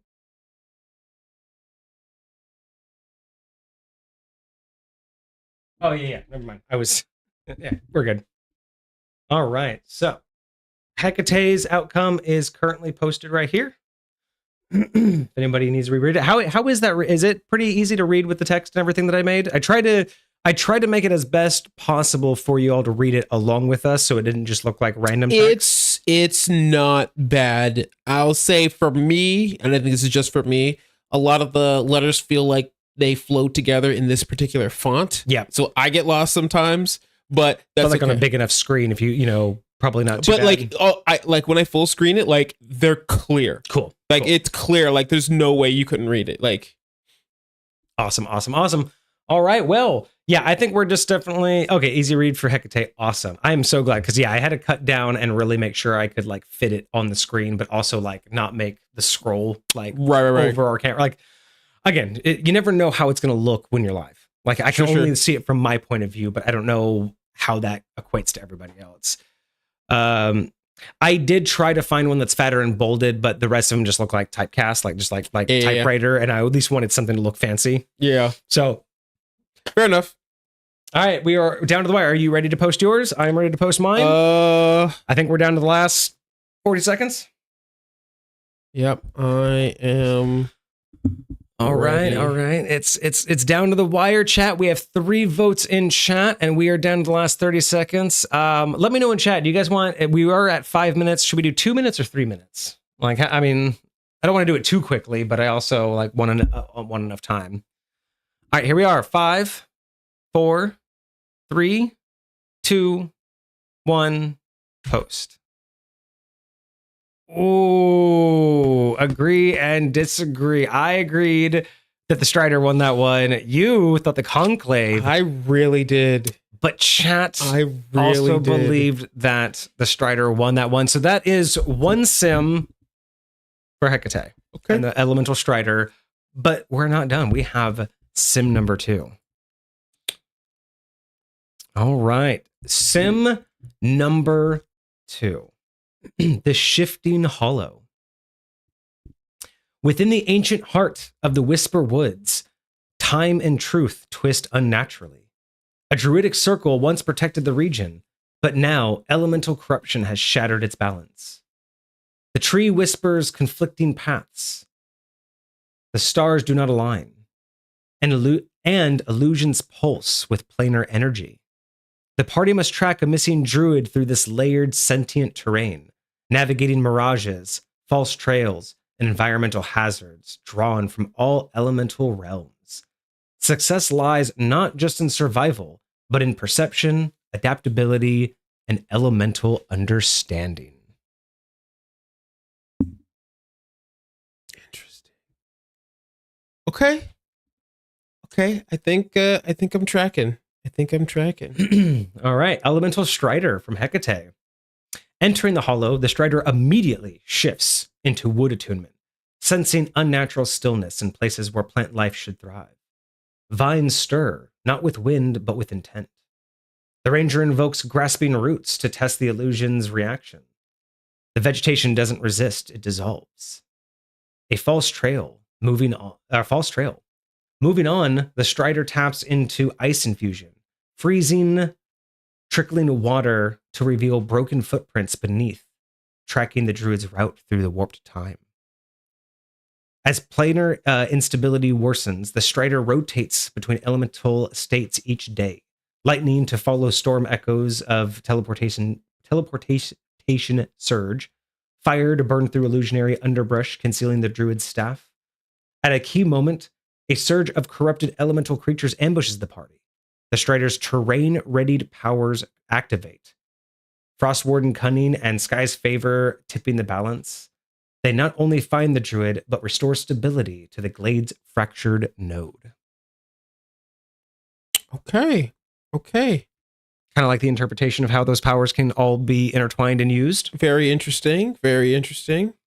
Let's see how the Conclave fared. The Conclave Ranger sets up early defenses, summoning an elemental familiar attuned to air, using it to scout narrow trails and pulse with false readings. Leveraging their arcane proficiency and deep connection to conjuring, they identify unstable planar rifts camouflaged as puddles and avoid a near-lethal time warp trap. At one such hazard, they cast Conjure Elemental, a frost entity which absorbs ambient chaos, temporarily stabilizing the path forward. The hollow pushes back, manifesting creatures from poison frogs and fractured stone. The Conclave Ranger maintains range, launching precision attacks while swapping damage types to test creatures' resistances.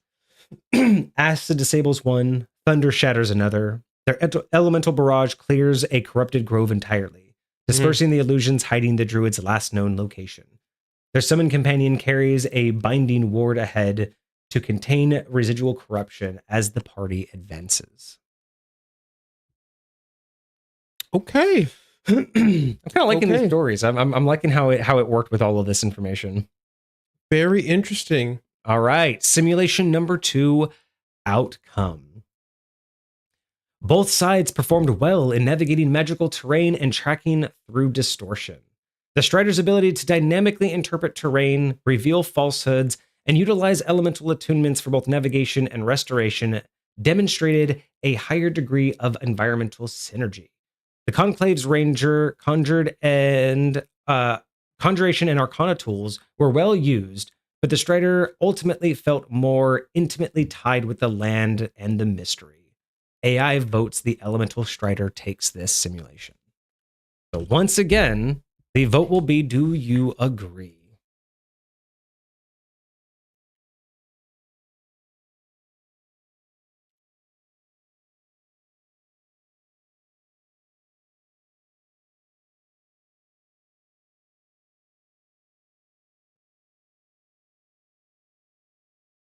All right, we're going to drop this to 3 minutes because we did have a question about rereading. So we will drop this for 3 minutes. Chat, let us know. Do you agree? Did the AI get it right? Did the Strider win, or did the Conclave? Do you think it should be Do you think it should be flipped for the Conclave?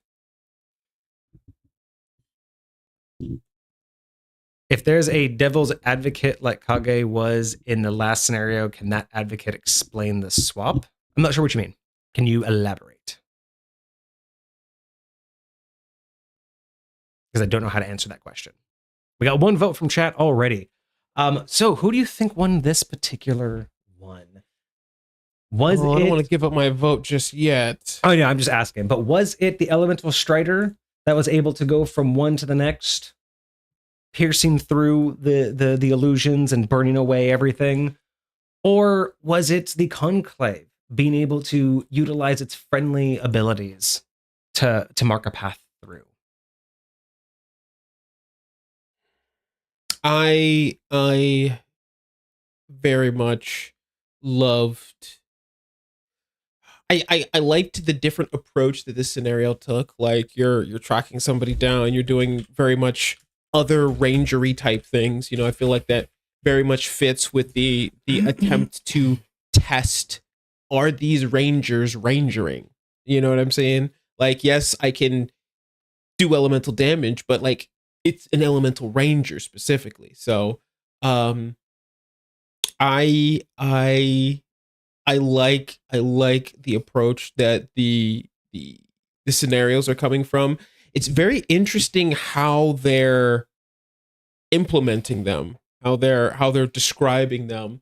But I like the mindset that they're putting behind each one, and I genuinely believe that like they have the right idea for what this type of person in this class would be going after. So yeah, I'm here for that. I'm here for that. And yes, so we can absolutely do that. So if there is any reason that you want to flip the vote, Soul just wants an explanation. Like for instance, you gave the devil's advocate of why you wanted to flip the vote instead of last time. Yeah. So if that happens again, or if you want to explain further why you flipped the vote, totally understandable. I mean, I'll explain my last one. Did I? What was the last? That was for the elemental like warden. Oh yeah, dropping the bridge on it and everything. So that was a lot more combat focused, a lot more combat heavy, and I feel like yes, there was some battle moving around type stuff, and I definitely think that the striker was very well adept for that. But when it comes to time to post in 3, 2, 1, post. I think that the original, I think that the Strider in that, or not the Strider, the Conclave in that particular situation has the upper hand when it comes to the companion of an elemental, as well as the raw damage that they can put out. Yeah. And being able to, I genuinely think they would have taken that scenario. Yeah. Well, now it's my turn because it looks like chat agreed that the Strider won this scenario. You agreed that the Strider won. I actually gave this one to the Conclave. Interesting. And it's particularly because of how I looked at the use of their special abilities.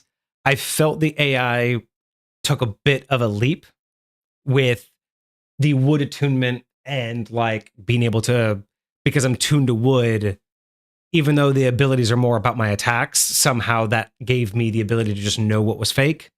That kind of turned me off. Whereas a creature I summon that is of the elements, I feel way more comfortable letting them lead me through than me saying, because I can use the elements to attack, I should also know when they're not.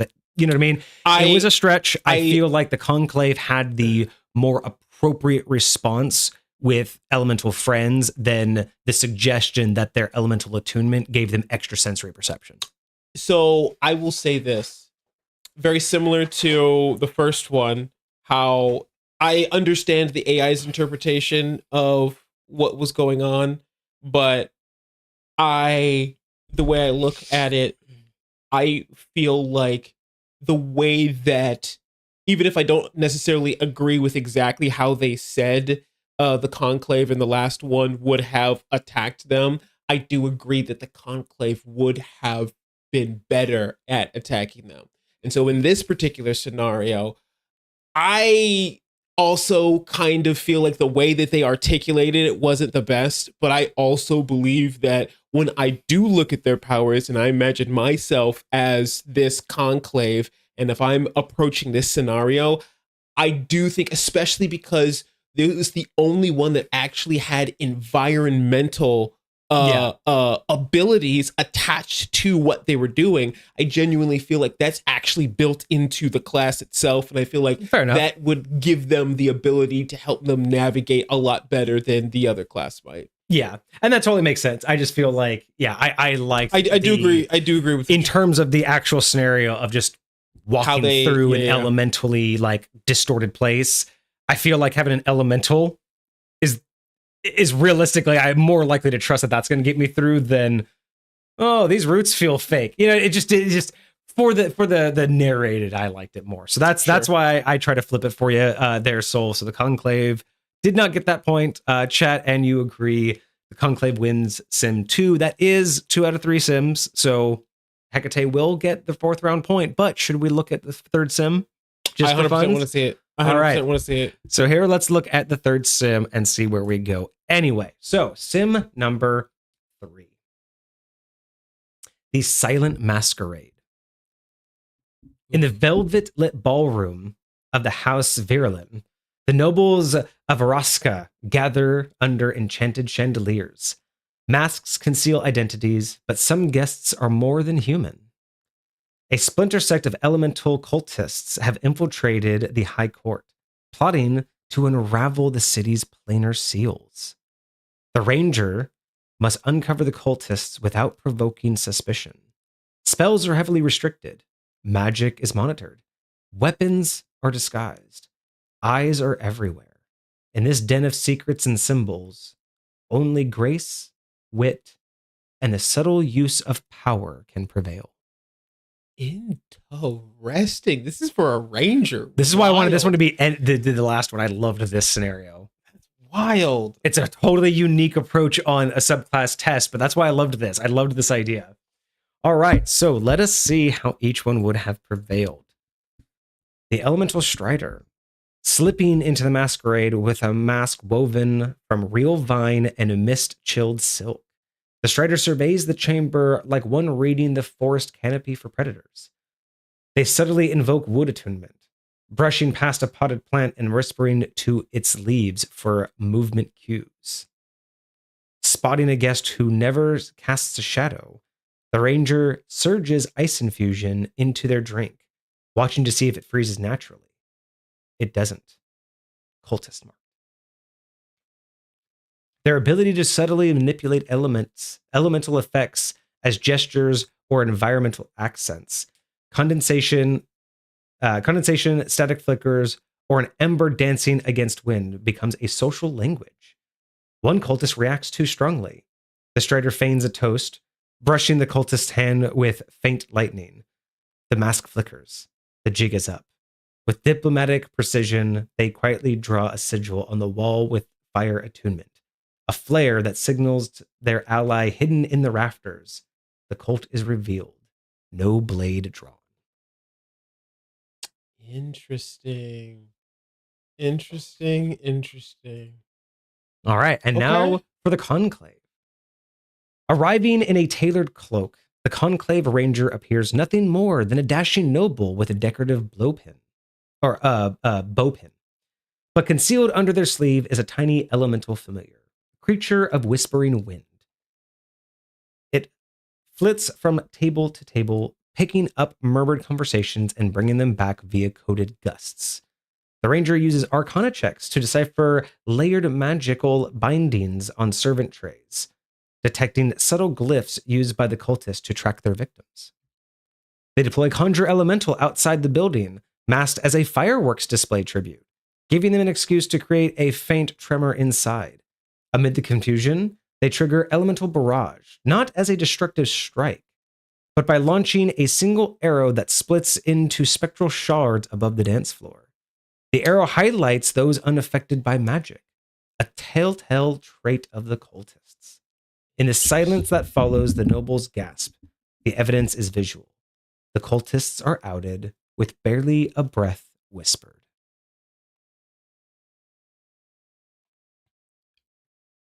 I'm not gonna lie, I love that use of barrage. Right? I freaking love that use of barrage. Even the elemental as a fireworks display is kind of a dope concept to me, and I'm not gonna lie, that's kind of. And then again, the idea that it used it to make the quake, so no one inside realized what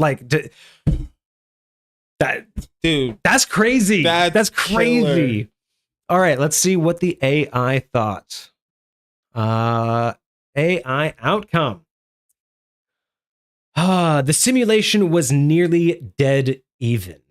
The Strider leaned on thematic nuance and natural empathy, using elemental signs like a druidic detective.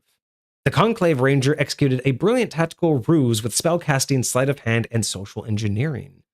Ultimately, the Conclave's use of deception via spellwork, familiar scouting, and illusion-breaking logic gave the edge in the high-pressure, no-combat infiltration. Conclave of Quivered Elements wins this simulation. I'll do a poll just because I want to see what chat would have said. I'm not gonna lie. Yeah. Okay.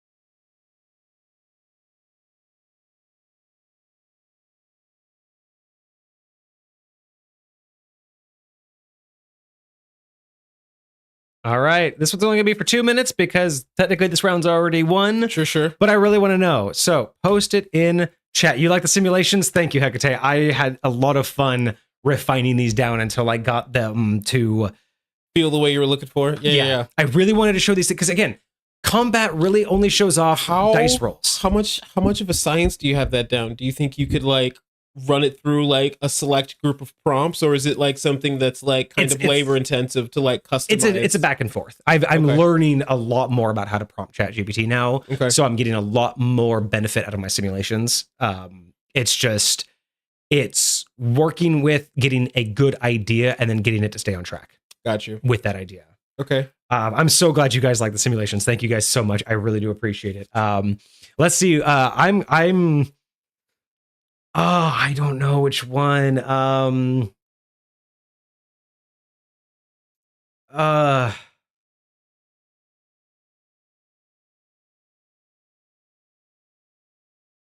Yeah, okay.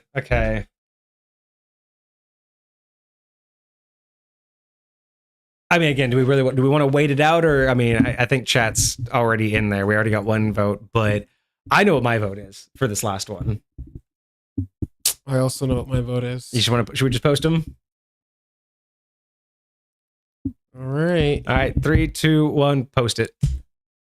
Yeah, Conclave all the way. Like it's not that the Elemental Strider didn't have some fun uses, and I love like the slyness. Yeah. But the balls to be able to do those spells, again, magic's limited, and you shouldn't, like it's, but to be able to use it as a distraction like that is. It's deception. It's the being able to be uniquely creative with it in that way, and like how effective it could be in a scenario like that. You know, like initially when I'm looking at the Conclave, it looks like a powerhouse. It looks like it's meant to blow stuff up, but being able to take it out of the box and do yes. I'm here for that, and I genuinely think that is the type of stuff you can do with this subclass, which is why I agree with it so much. Yeah. So, and that's why I wanted to go over that last sim. That last sim was my favorite, I think, of all of them. So I'm really happy we read through that one. And again, see, it shows that the Strider isn't a landslide. like By completely. no Like it's so means. close. So By no like means. I have a feeling that if we did the scoring, this would be like if it were out of 5. I'm mad it would it's be not like a tie, so we can go to the 5th round. But still, I swear, if this were out of 5, it would be like 3.6 against like 3.8. sure. You know what I'm saying? Like, Yeah. like, or you know, like a 4.2 versus 4.5. Like, Yeah. if we were voting, these things would be points. And I know that would make it feel like maybe more clutch, like so close. Sure. But at the end of the day, it really just comes down to one of them does have more It's points. lightweight binary. Yeah. But I hope it comes across that this was not easy, you two. So it is official. The Elemental Strider from Hecate does officially win it. Now, I did say that I wasn't going to, we were going to keep the last round secret.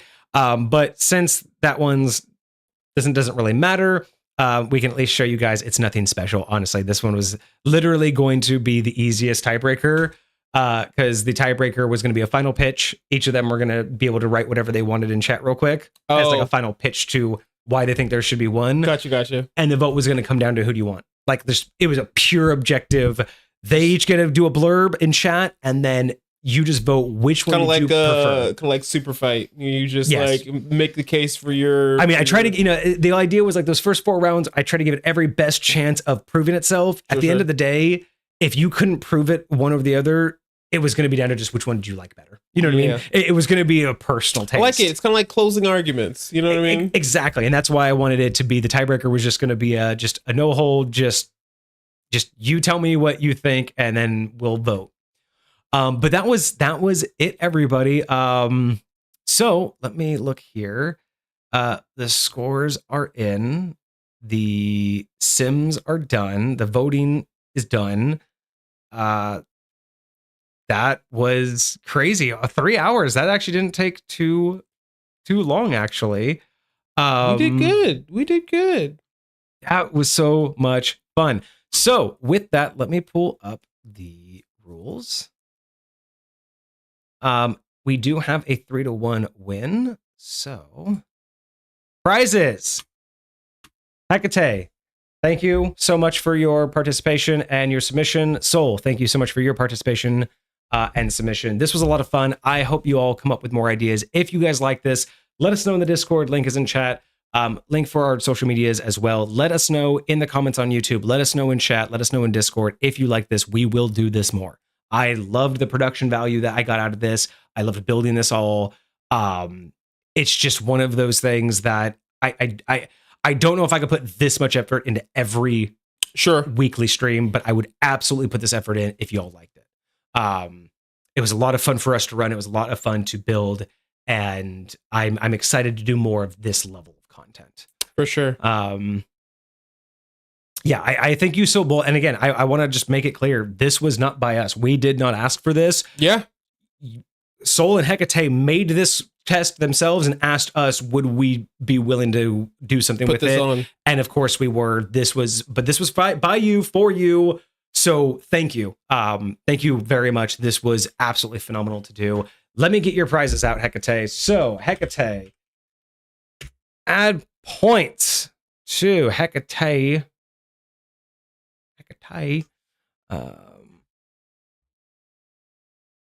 That double them high points is 10,000 high points to Hecate. So where does that put you?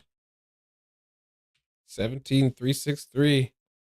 That puts you third. You were right behind Soul now. Sounds about right. That's phenomenal. That puts you third. Okay. Well, that's awesome. That is phenomenal. That puts you so close. I think Soul is 26. You were less than 10K behind Soul now. That's phenomenal. All right, so there is your 10,000 high points. Your subclass will be featured in a future Misfit Gamer Studios production, a publication. So whether it's the ADMG, the Advanced Dungeon Master's Guide, the Advanced Player Manual, or a publication where we do all of our builds, regardless of which one, it makes the most sense to put in. If and when we can make that book, and if and when we do the publication, Hecate, we will obviously come to you again and get your permission, like if and when that happens. But If you were willing to have that publicized, then we will do so with all the credit going to you. I'm very happy that you enjoyed it. You were very welcome for this. I thank you so much for enjoying it and for participating. This was a lot of fun. And now, since we gave you the 10,000, I can't really feature you in a book until we make the book, but we will not forget, and we'll probably put it in our admin chat that it is guaranteed. Oh, actually put it in the ADMG chat. And finally, what do you want to do? Gift 5 subs to the community. That is what we wanted to know. Give me 1 second and I will take care of that for you. Let me gifty those subs. Oh, and let me do the poll real quick. Which one manager board? Let me get the prediction. Prediction. Choose the outcome. That was the Elemental Strider. Correct. Complete prediction. Are you sure? Yes, complete the prediction. Everybody gets their payout. So the election results are in. 300 points was voted for Elemental Strider. 1K points to the Conclave. 3 people voted for Strider. 2 people voted for Conclave. And the big winner, 1,000. Wait, what? Why does it say it goes to?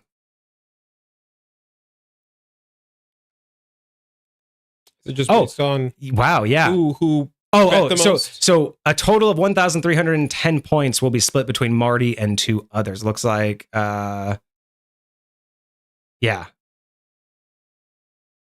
And Hoylepa voted the biggest one. Hoylepa was the 1,000 for the Conclave. Wow. Oh yeah, let me get those gifted subs out. April community stream. Oh, April community stream. Oh yeah, that happened today too. So the April community stream got its goal, which was absolutely phenomenal. That's been distributed, so everybody got their channel points. Where is the gifting of a sub? How do I gift a sub, yo?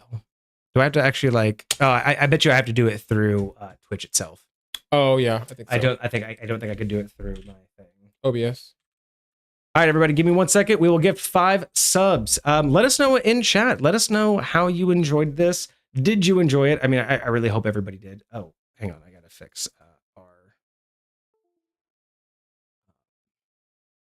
our filters now.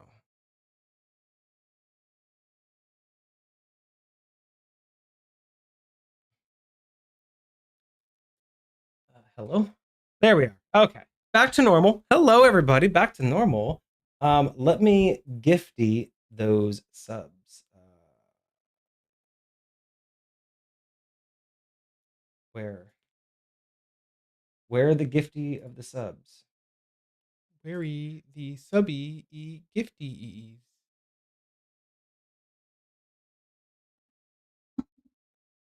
There we go. Gift a sub.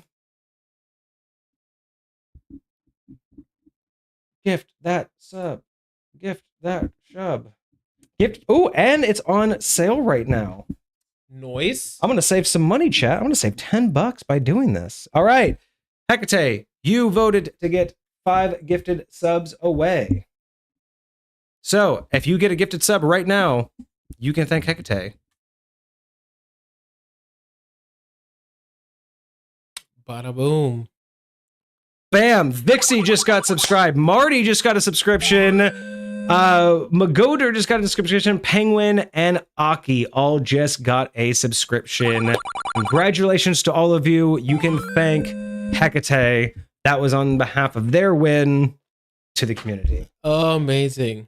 That's awesome. Look at that. Look at that. Just being one after another, one after another. Sick emotes to spam in the chat. Sick emotes. Spam them emotes. All right. Well, I am so glad that both of you enjoyed this. Nerves were through the roof the whole time. Well, again, so glad you guys enjoyed it. This was a lot of fun. I had so much fun putting this together. So much fun. Hecate, I appreciate you so much. All these things were top freaking notch, and I am so glad we were able to do this way. But yeah. There we go. All of them are now out. Wow. All right. Well, I don't think we have much more. I think that was pretty much it. We got to save a little bit for tomorrow because we got a pop culture build with a community stream tomorrow. Yep. So be here tomorrow at 1 p.m. Pacific Standard Time if you can for the community stream with a pop culture build, and we will announce the pop culture build tomorrow. Otherwise, we will be back on Monday with our normally scheduled D&D review. What do we have on Monday? Monday. Who's coming up? Wow. Let's take a gander at our leaderboard, which I'm gonna have to make some adjustments to here pretty soon. Adjustments. We have a Pokeniner subclass. It is a Warlock subclass called the Crooked. The Crooked. Oh, this is the one that I told you gives me Nightmare Before Christmas vibes. That's right. Yeah. Okay. Yep. That's what we're going to have. And I agree with both of you. Yes. So not only were they both absolutely phenomenal subclasses. I mean, I was blown away at how little, like there obviously was a part of me in the back of my head that was like, you know, looking at it through the prism of like a review, like I couldn't help it. Sure. There was so little I would have changed on both of those. Like rock fucking solid. There is genuinely so little that I would have changed on both of those. Yeah, and I agree with both with you both in chat. Just the absolute variance in each of them. Yeah, just absolute difference. It's like they went a completely different approach. You know, like one was kind of building it more towards spellcastery ranged-ish stuff. One was more towards just like a variety of elemental effects and just like that economy. What's crazy is we've talked a lot about how, you know, rangers get a bad rap. There's not a lot of good ranger builds, but at the same time, this is one of those opportunities that each of these, even though they went completely different directions, both highlighted what the ranger's all about. Yeah. You know what I mean? And agree. That's the thing is like, people just don't understand how versatile and how beneficial a ranger can be. But this kind of both of these subclasses really showed the different directions a ranger can take. And I don't know if you want to or not. I know we didn't actually go over it in this stream, but I was glancing a little bit at the 2024 Ranger. And I will say that looking at the 2024 Ranger, not that it feels like it overlaps with what the monk does, but it gives me kind of monk vibes, like when it comes to the quality of the ranger class itself, because I know that was a big problem with 2014 rangers in general. They just never felt like they were good at anything. Like they were trying to make them really good at exploring or really good at killing one thing, but it just never felt like it did. I feel like now you get a little bit more, you feel a little less pigeonholed into like, I have to make sure I'm fighting a dragon or else I'm pretty much useless, or I have to make sure I'm in the plains or I'm pretty much useless. Like, it feels less of like that and more like you have skill sets that you can use wherever you're at, but you're also really good at a thing. So I really like the way that they're going that direction. But so Heckaday wants to know, which would we run as a player if you had to pick? Regardless of the showdown, just if you had to run it. So I've been thinking about this like the whole time. Like I was really trying to figure that out when I was looking through these, especially for, you know, some of the voting. And I would say for me, overall, I would take the Strider's extra versatility over the abundance of elemental damage. But that's the type of player I am. I'm the kind of player similar to that very last scenario, even though I loved the visual and the narration of how the Conclave solved the masquerade problem. I am the player who would have been the I touch a plant to get information. I do something for, I mark that guy. I totally feel that. I make a special, like I 100% am the one that I want to use every individual element in a very unique way. But when it comes down to it, the elemental barrage is super flashy. And I love the idea of just being able to throw it all out there. It's just not the type of player I am. Me as a player, I would go with the Strider simply because I'm more likely to think up individual unique ways to use every individual element instead of just throw it all at the ceiling or the wall and see what sticks. Overall, it's a very close round for me, but I genuinely think that I'm going to choose the Conclave as to play because for this reason. Number one, as much as I love the versatility that comes with the Strider and like how you can do different things, and we've talked about this before in some of our reviews, but it feels like as a player, like imagine me sitting down with it feels like there's going to be a lot for me to remember. There's going to be a lot of like totally content for me to make sure that I have to know how to use, when to use. Like, not only do I have to know when I can activate my my additional damage, but I also have to know a separate tracker for how many of the other things that I could use. And so there was a lot going on there. But at the end of the day, like when it looks like, I love kind of doing weird stuff, like how I use my what do you call it, my bending, right? Like you can use it in very creative ways, like thinking, like especially in that last scenario, like thinking of my abilities and like what I can do in that manner, like, and just trying to use them in new and creative ways, even though mechanically they do one thing. Like I want, like, words mean things. Like I love what it articulates that I would be able to do, and I think it could be super cool, and I would love to play around with what that looks like as a player. I absolutely love the fact that not only do we have a personal investment, like an honest, like personal choice that's different, but I just can't help but like, not only are we, we on different sides, right? I would choose a Strider, you choose a Conclave as like a piece, or as a player, but the simple fact that, again, I didn't really like choose anything. All of this kind of just happened during the development. Like developing the thumbnail, it happened to put the Strider first. Just, it did that. Sure.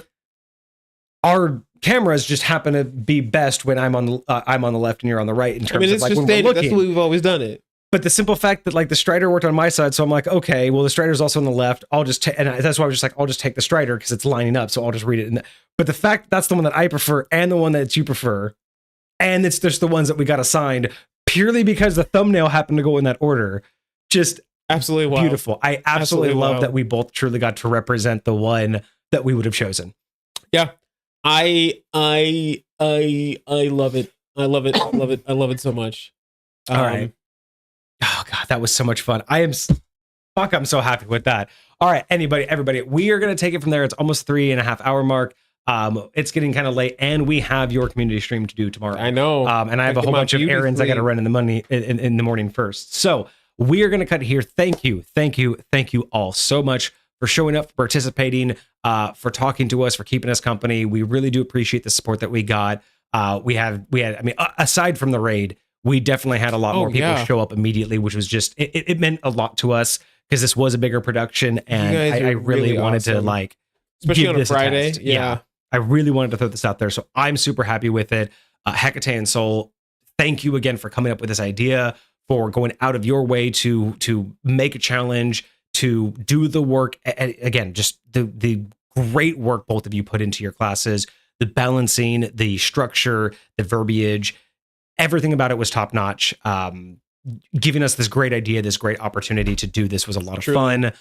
Truly. And it does enrich our stream, and it does help the community. I thought this was a lot of fun. I would love to do this again.